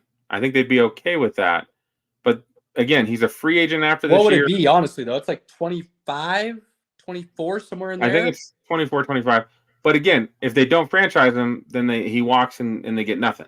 So I know. I'm just, man, I don't know. If you don't have anybody else that you need to franchise tag, why not franchise tag him and then move him? You get less salary draft, cap and everything else that goes into that. It's a lot. but you don't. But if you It's a trade lot of him, you moving don't have parts. to account for There's a that lot money. of moving parts. So, CeeDee Lamb not showing up to training camp, Robert, as he shouldn't. Him and if I'm Micah Parsons, I don't show up and play another down for the Cowboys until they pay me. Absolutely. He is outplayed his current contract. He is eligible for an extension right now. I am not stepping on that field, even the practice field, if you don't give me more money. And again, a lot of fans will hate that, but these players, if they hurt themselves, they lose a lot of money that they cannot get back. What happened the last time a Dallas player held out? Zeke? Educate me. He got overpaid. And what else? I don't know. Came He into got camp out overpaid. of shape. The start of his decline as a player. The team didn't have a great year. It was an epic downfall. I mean, I think they still made the playoffs. They just weren't great. But Jerry and Steven are putting themselves in the exact same situation again. But I think they learned that you don't invest in the running back position. They just need to invest in something. Doesn't matter what period. position it is. But they haven't learned from their mistakes when it comes to contract negotiations and players. Do you want to pay CeeDee Lamb between 30 and 35 and then have to look at paying Dak 60? And then have to pay Micah Parsons 30 because he's going to want more than Nick Bosa. Yeah, but here's the problem. You have to pay Dak if you pay CeeDee. Otherwise, you paid CeeDee for no reason, and you're not going to get the production out of him for that dollar because you're not going to have a quarterback that can throw the ball to him. Dallas has screwed themselves and put themselves in a position where their backs are against the wall, and their only option is to pay everybody that wants a contract right now and then screw themselves in 2 years. Right. Unfortunately, they drafted CeeDee 1 year, Micah Parsons the next. Very unfortunate because CeeDee Lamb has put up numbers like the top wide receivers, and Micah Parsons has put up numbers like one of the best defenders in the league. Very unfortunate for them. But and then also, on top of that, Dak's contract came up too. So they're in a really bad situation. It's also the way they do business, though. The way Jerry and Steven do business, their players don't take hometown discounts. They don't take team-friendly deals. Again, we'll go back to Patrick Mahomes. When that deal came out and everybody heard $500 million, they said, no way he's worth it. That is the worst deal in sports history. And 2 years later, all those same people are saying that was the greatest quarterback deal in the history. It gave the Chiefs so many options. There's so much room in that contract for them to still sign other players and this, that, and the other. Well, they just come back and they redo it, give him money up front, and then But because of the way end. Jerry does business, his players never do those kinds of deals. Ever.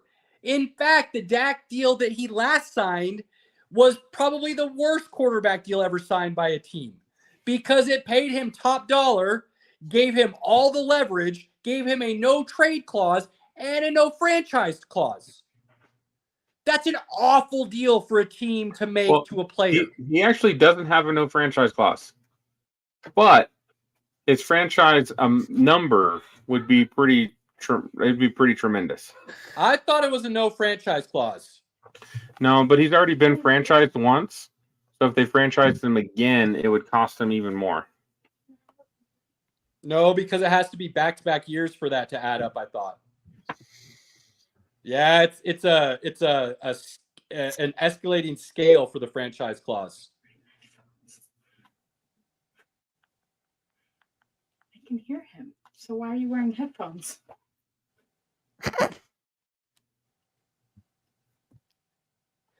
His contract includes a no franchise tag clause and a no trade clause. There you go. Hi, Hannah. Hannah Did you says hear me? hi. Did you hear me? Did she? Yeah, I heard you. He has a no contract clause. No, Pinky, did you hear me? Sure. No franchise clause in his contract currently, along with no trade. Dallas can't do anything. They have zero leverage. And for anybody out there, I'm going to say it. For anybody out there that thinks Dak isn't a top 5 quarterback, I'm sorry. I don't think you know what you're talking about. I just don't. He doesn't lose in the playoffs because of his play. When the defense is allowing 30 plus, your head coach And doesn't getting have shown any clue up what at he's home doing. by Green Bay. I'm sorry. Dak is a really damn good quarterback. And there's a reason CD's getting paid. And yes, it's because he's talented. But if you didn't have a crazy talented quarterback throwing him the ball, he wouldn't have the numbers he has. So I do believe now, if you want to argue with me who the top 5 are, I'm not going to sit here and be mad about it. I'm just saying if you have Dak as one of the top 5, I'm not going to argue that either. I think there's a very easy case to be made for putting him in there. But there's a lot of good quarterbacks at the top of the league right now. So that's a changing and shifting list. I get that. But I think he's well within that conversation.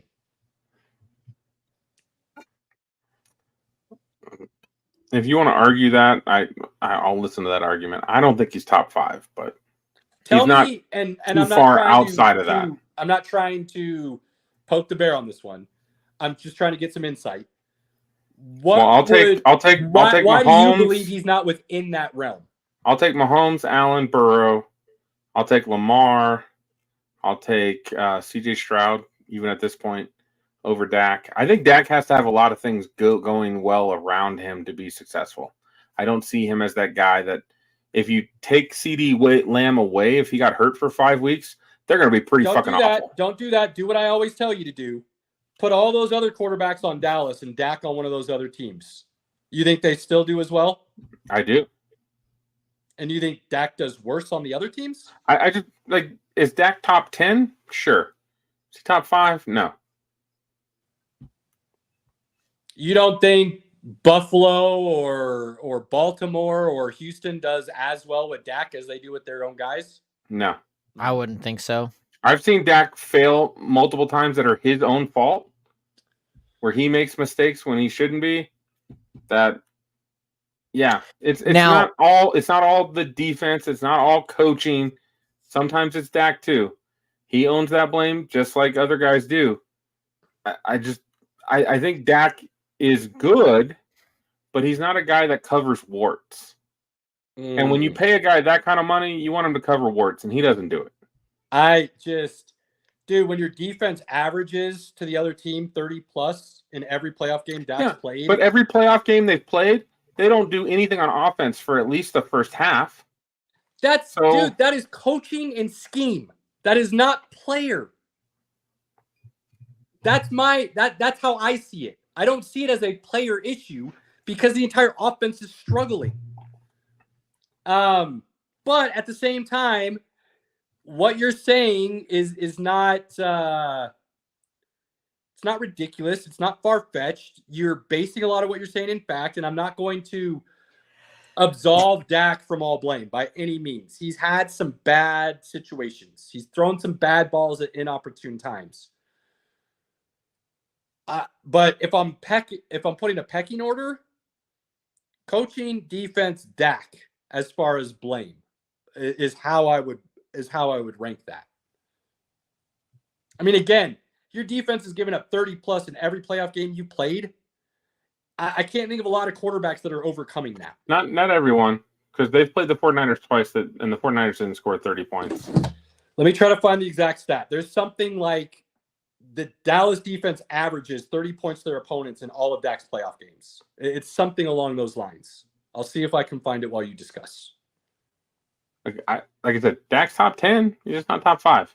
I'll take multiple quarterbacks over him any day of the week, twice on Sunday. And I definitely am not giving him $60 million. So, but again, the fear of the unknown. If the Cowboys give him $60 million, I can't fault them. It's like Trevor Lawrence getting 55. I wouldn't give him 55, but fear of the unknown.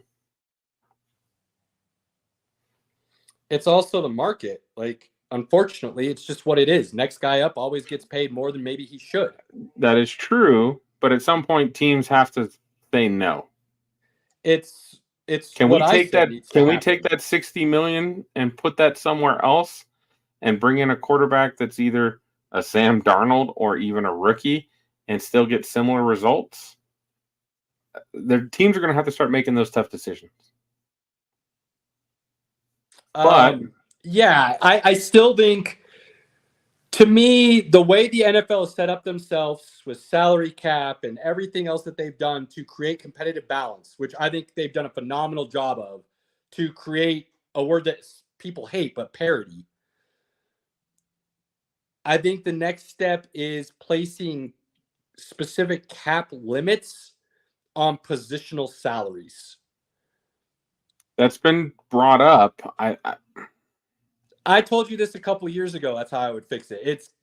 There is some actual discussion about it on a national media level now. I'm starting to hear some people start talking about this idea. Oh, I've heard Florio talk about it. I've heard it has been brought up to the NFL PA,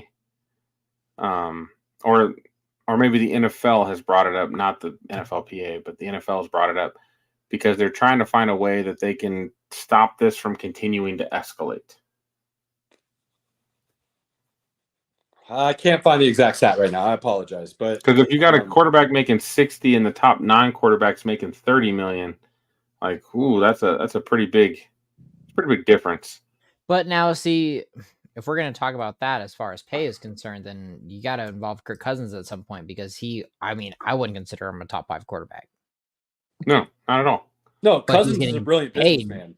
Highly. He's a brilliant businessman who is arguably the only athlete in the history of sports who bet on himself and actually won. Sure. Absolutely. 100%, Caleb. I agree with that. So what's happened, Robert, is Kirk Cousins has become a free agent at very opportune times where he's been able to maximize his value, even though he's not probably worth that value. Good for him. Sure. Good for him. But again, it comes back to... But if we're going to talk about salary, then you have to include that. The NFL owners, which would be considered collusion, which they're not allowed to do under the antitrust laws, would have to get together and say, we have to say no to these quarterbacks at some point. But Will that ever happen? No. No, because there's fear. If I don't pay this guy who's pretty good, what happens next? And if I don't have a quarterback that's at least pretty good, we're going to be pretty awful. Which the Falcons are already pretty awful. And they have 2 quarterbacks now. The last 2 seasons, when they've had Desmond Ridder and the ghost of Matt Ryan and Taylor Heineke, yes, they had everything else. The coach wasn't awful. The defense was playing hard, and they had offensive talent, but they didn't have the quarterback. And that's where you get that fear of the unknown. We have to get a quarterback. Now, again, as we talked about, I don't see how Atlanta went in and was like, I'm going to give Kirk Cousins all this money, and then I'm going to draft a quarterback at 8. I do. Fear.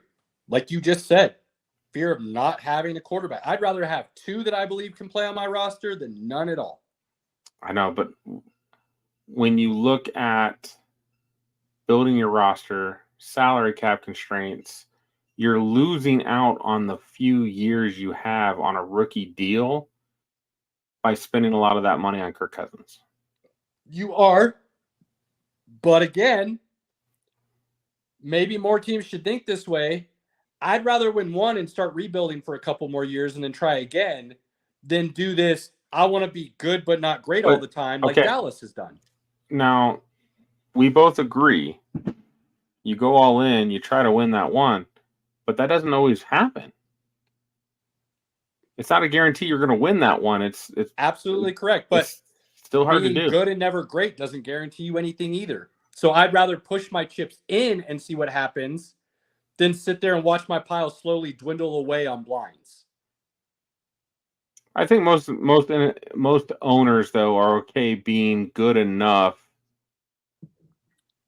to make the playoffs every year and then have a chance at the Super Bowl versus pushing it all in and then sucking after. Because they have a good product that gives their fan base hope. Yes, they could win it all at one point. If things go their way, they get the right matchups, everything happens. But again, that's just the way. I mean, that's the Cowboys model, just being good enough to give their team hope every year and not winning at all. It works financially. And Yeah, the but that's fans, don't forget about that. That's the kicker, Pinky, is exactly what you said. If you're an owner, you did it the right way and you were smart and you came out and were actually honest with your fan base and said, here's what we're doing. We're going to be good, but suck. Model. When you suck, your fans are still going to be there to support you. They're not going to bail because they understand what you're doing, the mindset, the plan, the big ideas. They get where this is going, so they're not going to bail all of a sudden to get back. Where is Dallas going? They haven't gone anywhere. Hold on. The true fans who understand how football works, but a lot of people who throw money into this are casual fans who are only there when teams are winning. Right, but again, that's because owners don't come out and say, with all honesty, we're going in all in this year. And at the end of the season, we're going to have to tear down this roster and start over. But we are always going to try to do what it takes to win. Sometimes that just means we have to go to the bottom and build back up. If owners were honest with their fan base Broncos. about that process, the fans would always be there to come and support. I fully believe that. The problem is owners don't do that. They string fans along until it's too late, and then everybody bails.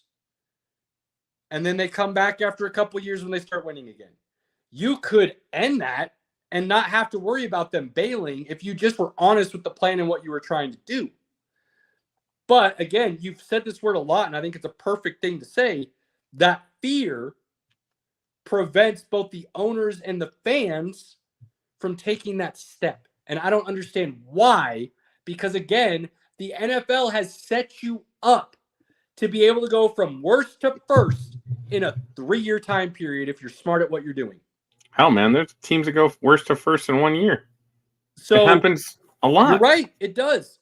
So the fact that that's embedded as basically a core value of what the NFL wants to be, I will never understand why somebody doesn't take advantage of that. We are first take all over again. Somehow we talked about the Cowboys. Well, I blame Robert. I brought up CeeDee Lamb. Screw you. CeeDee Lamb needed to be had discussed. relevance, and then you all took it off on your own spin. I wouldn't say we're talking about the Cowboys exactly. We're using them more as an example, as a grand scheme idea of the complexities of the NFL. And Wait, Caleb. Grand scheme idea. 20 years late there. The Cowboys have done nothing in 20 years, bro. Like, let's be real. Your big ass grand idea. Are we going to be fucking 60 by the time this shit happens? Whoa, hold up. The Cowboys have come nothing close to what my big idea is. So what are you fucking talking about for a great big idea as an example for the Cowboys? Because they apparently have none. I don't know if you've been listening. There was no grand idea for the Cowboys. They're screwed. They're screwed for the rest of time. The Cowboys back themselves into a corner, and as long as Jerry continues to do business the way he's doing business, they're screwed. Because he refuses to do anything but stay in the middle. He'll pay a couple guys that he's drafted to stay on the team and keep some talent to be competitive enough. But he will never tear it down in such a way or go all in such a way that depletes his roster or depletes his bank account. Jerry will never do one or the other. Fair enough. Although, and because of that, he will always be sitting right in that middle spot where they're good enough to compete, but they're not good enough to win. I say that with a caveat. Like the PSG of NFL football. To an extent, yes. To an extent, yes. And that's actually a good example because PSG had all the talent in the world to go win the Champions League. They had every talent but there in the world. There were so many issues within the organization from ownership to management to coaching that it didn't work. And that's exactly what Dallas is. Dallas has had the talent to win it all. They have. They could have done it last year. But for whatever reason, they continue to be snake bitten. Continue to be snake. And we've talked about it before. The Romo situation, the Des Bryant no catch, that ridiculous play that Mike McCarthy said they practiced with 10 seconds left to make that play call. And not there are so many things where you're like, what are you doing? And you continue to do it. So for whatever reason, they're snake bitten. And Jerry keeps doing business a certain way where he came out at the end of the season and said, I'm going all in. And then he went into this offseason and did absolutely nothing. It's his all in, man. You He's cannot. not paying anybody. That's what I'm saying. Everybody's playing on this contract, and we'll figure it out at the end of the year. Also, we hit Pinky's time, so sorry, Pinky. So yeah, I'm not saying big idea for Dallas in any way, Robert. I'm saying they're screwed because of the way they continue to do business. My big idea though is in the NFL, I fully believe you can win a Super Bowl one year by going all in with everything, tear it down, and be right back in that position again within 5 years. And you can do that over and over and over again. There have been teams that have done it, I'm sure. Nobody's done it. Pinky, nobody's done it. I mean, at the moment, I don't think they're at the point where they can win it all, but the Rams have done it. I was gonna say they've only done it once. That's what I'm saying. Right, it's not a cycle. It hasn't been a team a repeat. philosophy. No, Now it might be now with Les Snead going and the way Sean McVay and him are doing it. But again, I would be surprised though if they ever said F them picks again. I could see them saying that, but I feel like they're at the point with Matt Stafford towards the end of his career that I don't think they could. If they say F them picks again, they'll be gone with picks. They've already, they would lose most of their salary cap. Then again, you're betting on a 38, 39-year-old quarterback to win it all. That's a tough bet. I mean, if we're being honest, keep an eye on the Chiefs because they're kind of low-key doing that right now. They've just managed to draft really well and continue to replenish what they were losing. And they've been really smart about what they're doing. The Chiefs will be determined, like the outcome for them over the next few years will be what does things look like when they lose their Hall of Fame tight end, their Hall of Fame defensive tackle, and Andy Reid. Yep, absolutely. What happens when those three things leave? Because Patrick Mahomes may still be playing. Now, again, with as many kids as he's having, he's not going to play till 45 like Brady. Like he have two? Three. Third one's on the way. Why do his kids matter on how long he plays? I mean, he said he wants to be there for his kids. Phillip Rivers seemed to handle it okay. Okay. And what did he do? He Nothing. wants the money more. Well, he has 11 kids, so it's. And I mean, top Tyreek five, Hill. top 5 all-time passing yards. I mean, not a bad career, not a great franchise. no, because he was stuck at the Chargers. So I think the Chiefs right now are the team I am most interested in looking at long term to see how they handle what they're putting together. There's a good chance we could see them win this Super Bowl this year, and if they three-peat, that whole roster could get torn down outside of Mahomes, Kelsey, and the guys they have on their rookie deals right now. Kelsey's almost done. He's almost a 35-year-old tight end. Like he'll be there next year. Kelsey will play next year. I fully believe he'll be there next year. Unless he gets Taylor Swift pregnant, then that's a whole other story. I mean, that ends her touring. That doesn't have anything to do with his. Let's be real. He's a bitch.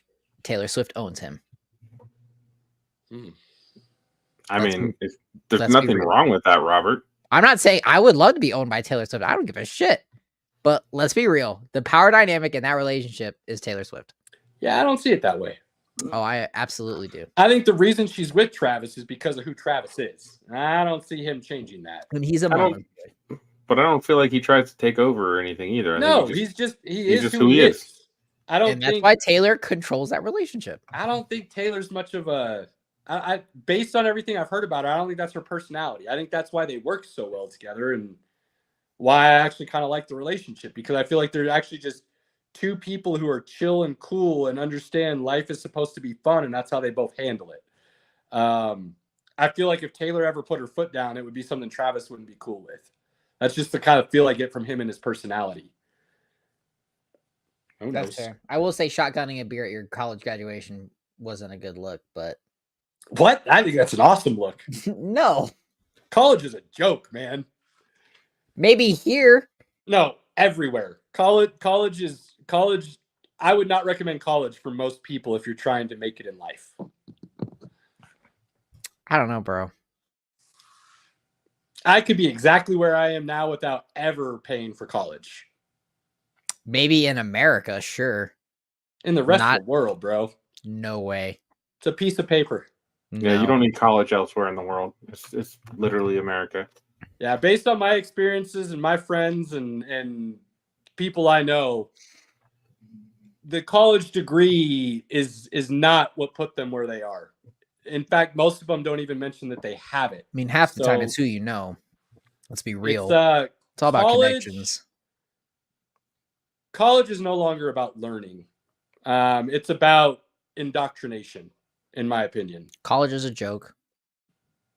So That's why I didn't go. I don't have a degree because of that exact freaking reason. yeah, I think there It's a could be a lot of good waste. things from college. I don't think that's the case now. I think, especially from my experience, there is no longer open discussion on a college campus. It is a very much one-sided thought process, and if you're not part of that thought process, you will be on the outside looking in. I think, this again is way off topic, but college, if you go away to college, one, it makes you a little bit of independent. Like you're not in your parents' house doing laundry and making meals, having mom make meals for you. And then two, I do believe it helps out with problem solving. That's something that you learn in college. Now, again, there's a lot of regurgitation. Learn all this, regurgitate it on the test, and then move on to the next class. That doesn't really do you any good, but that's how they set up the system. But I do think you learn some independence, and then you learn a little bit about problem solving. I don't disagree with you there. I also think you can gain a lot of great social skills from college because of the amount of interaction you have with people outside of your normal walk of life. Right. 100%. I would absolutely agree with that. Now, So however, in those aspects, college is great. The problem is the final outcome of the reason you're actually there, I think, has lost its way drastically. which is why you take a gap year and go to Europe, everybody. That would be smart. I said all What that, I though, did. to actually bring it back around to the football conversation, Pinky. Yes. In the sense that this indoctrination is what the NFL is notorious for. This square peg round hole that we have talked about for years. This recycling of coaches that should no longer have a job. The NFL has a very much college feel in the sense that people are scared to break the mold. But the ones that you do see break the mold do seem to have success a lot of the times, to the point where other teams start emulating that and it becomes the new norm. So again, that is one of the reasons why I am so surprised you do not see more teams trying to break the mold and do their own thing to see whether or not it can work. The hive mind Fear. works together. Fear, you're right. And it comes back to that. And somebody has to be willing to say, yeah, I'm scared, but I'm going to try it anyways and see what happens. I'm willing to try something new to see if I can be successful. All right, you know what? Here's a question. When was the last coach that was really ballsy and did something like that? I mean, McVay comes to mind. I'm not talking. We've already talked about how. I mean, I would agree with that, no matter what. But outside of McVay, because he's an anomaly. I mean, Belichick's always done his own thing, period. Yeah, Drafted that was the guys next you one I was never gonna heard say. I of. was trying to think of something outside of Belichick. Let stars go right before their decline. Never overpaid for anybody. Like, yeah, he did things his own way. That, again, which is why when you look at his coaching tree, nobody else has been good out of his coaching tree. They've all been awful. So, I will also say, Robert, I think it's hard to pinpoint a coach, because in order for that coach to be able to break the mold, the franchise, the organization, the ownership has to be willing to allow that coach to break the mold. The GM and the owner above him also have to sign off on that. So would you say that at some point in time here that someone's going to have to do that? No, unfortunately, no, because the system has been in place for so long that while we're finally getting new blood replacing that good old boy, right now it just feels like it's just a new good old boy coming in. And they'll be the good old boys for a while until they kind of get pushed out and moved. So I could see some changes coming if they start allowing more private equity groups come in and own teams versus a singular owner. Sure. I could see that. More voices at the top willing to listen and compromise on how they want to move forward as a group. Sure. Also, take more risk. Yeah, absolutely. I agree. Yes, that's where I was kind of going with that. Absolutely. All right, boys. I think it's clear 49ers will win the NFC West. Rams will be right there. Seahawks, Arizona fighting 3 and 4. Boom. Closing thoughts.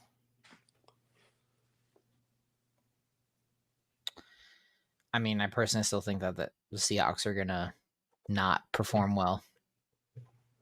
They're gonna need a little. They're gonna need a little blue pill to get going, I think.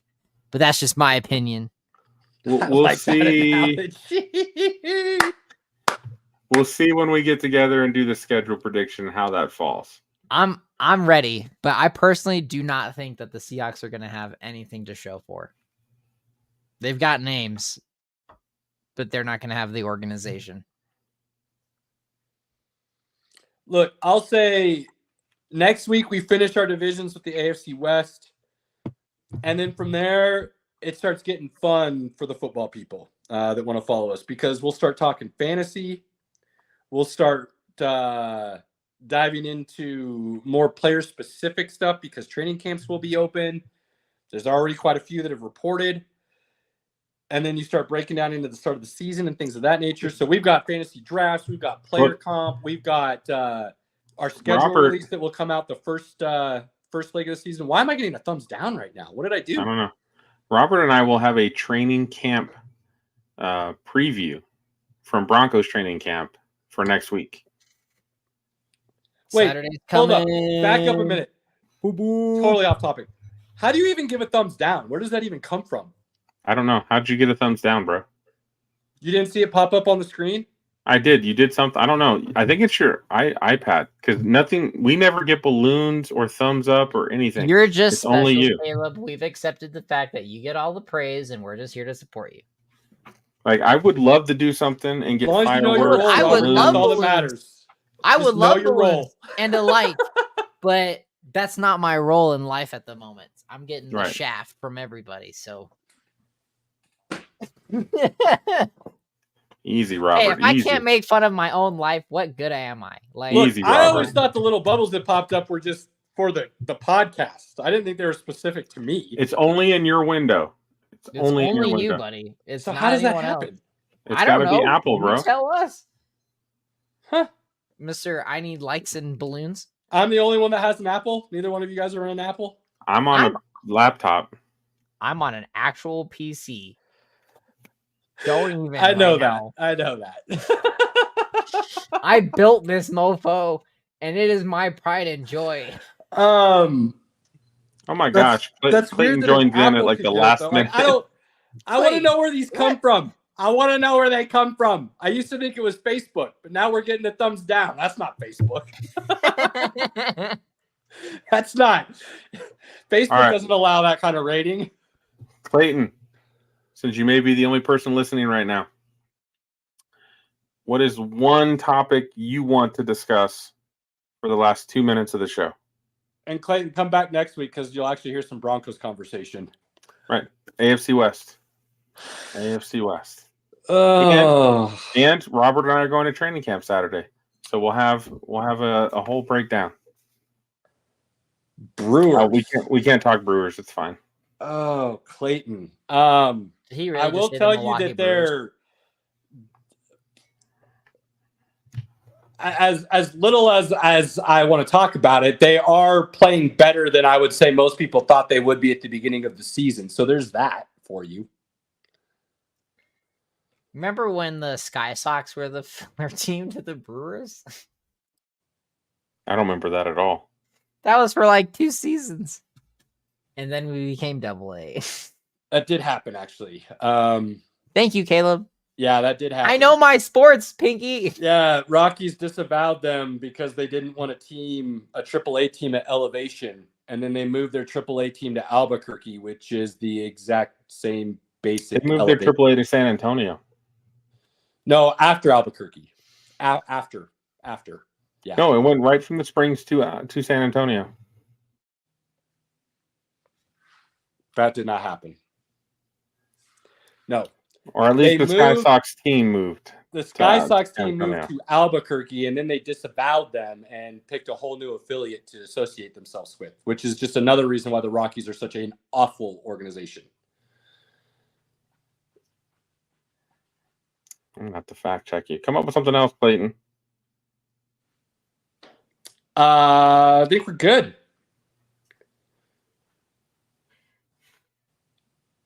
Wait. Colorado Springs Sky Sox was a AAA affiliate and moved to San Antonio in the 2019 season. Boom. That's not what we're talking about. We're talking about the Colorado Rockies AAA affiliation. Well, They moved their AAA affiliation to Albuquerque. yeah, nobody cares about the Rockies. I thought we talked about that already. Brownie, who's Brownie Jr.? I'm not Is there sure. a Brownie Jr. out there? Unless he's talking about Brawny Jr. Nobody cares about Brawny Jr. That's all nepotism. Move I on. do. It's not nepotism. I'm tired It of is hearing nepotism. that. He sucks. He doesn't, actually. He sucks, and if he wasn't LeBron's kid, he wouldn't have gotten drafted. Absolutely not Period. true, Pinky. He's got better Summer League numbers than Jaylen Brown did when he was in Summer League as a rookie. I don't want to hear this bullshit about nepotism. You know, Bronny James is a G League player at best. That's ridiculous. I thought you would come farther in your basketball evaluation and talent than spitting That nonsense dude in is the national media. garbage. He is garbage. He's going to be a 3-and-D guy, solid. At a He'll minimum, be a solid D. 3-and-D He'll be guy. a D, and that's it in the G League. Nope, dude. Man, thought you would come further than the national media spew. I'm pleading the fifth because I don't know shit. But I said Bronny was going to be doing that when he was still in high school. So I haven't had to change my tune at all. He sucks, man. Sorry. Again, better numbers in Summer League than Jaylen Brown. Which doesn't mean a whole lot. Jaylen Brown. The finals MVP for the Celtics. Okay. Now I know who you're talking about. Just saying. Finals MVP had worse numbers than him in Summer League. Think it's a little ridiculous to say Bronny James isn't a good basketball player. All right, my man. I think this might be the first time Clayton and I have ever agreed. So cheers, my dude, because he's usually not happy with my Broncos takes.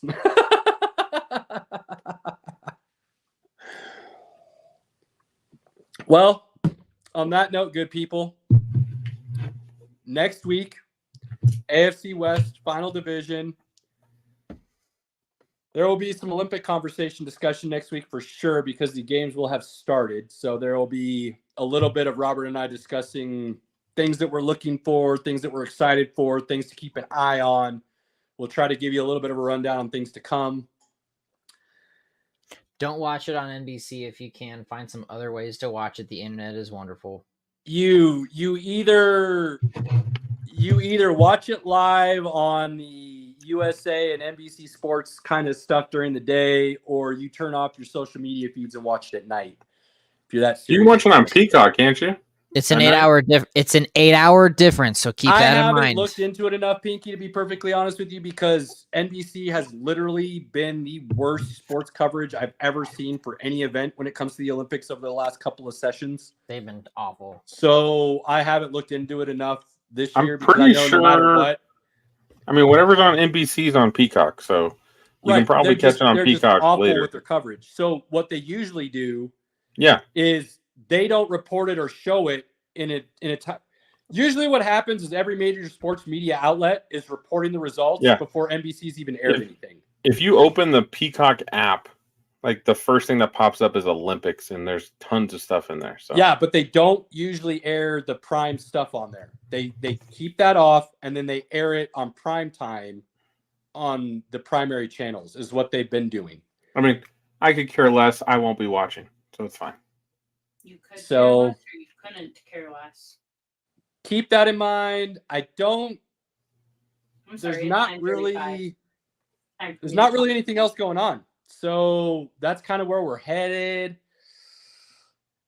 I would say 2-3 weeks, Pinky, we'll be looking at doing a fantasy draft. We usually do that as a separate show. But something we do. That's September 3rd. Is that when we're doing that one with the Vampire League? Tuesday. Yeah, Tuesday the 3rd. Okay. So that's when that'll be coming up. So that's a little over a month out. But we'll start talking a lot of fantasy. We'll start breaking down positions, things of that nature, because when you're breaking down fantasy stuff, you're really just talking about the actual NFL and positional rankings and things of that nature anyways. So we like to tie it together. We think it's fun. We enjoy fantasy. Beyond that, there's not going to be a whole lot else going on unless some major, free agency or trade or something happens within basketball.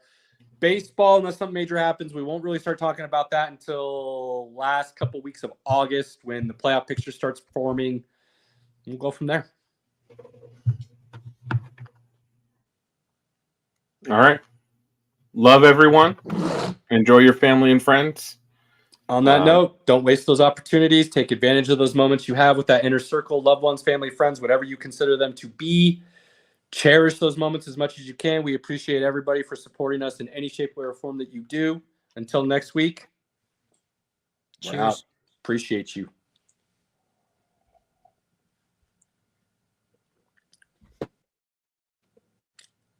Fast lane when I pass in the street, bag of money in the passenger seat. Simcoe's been asking for me on the road from the west to the east.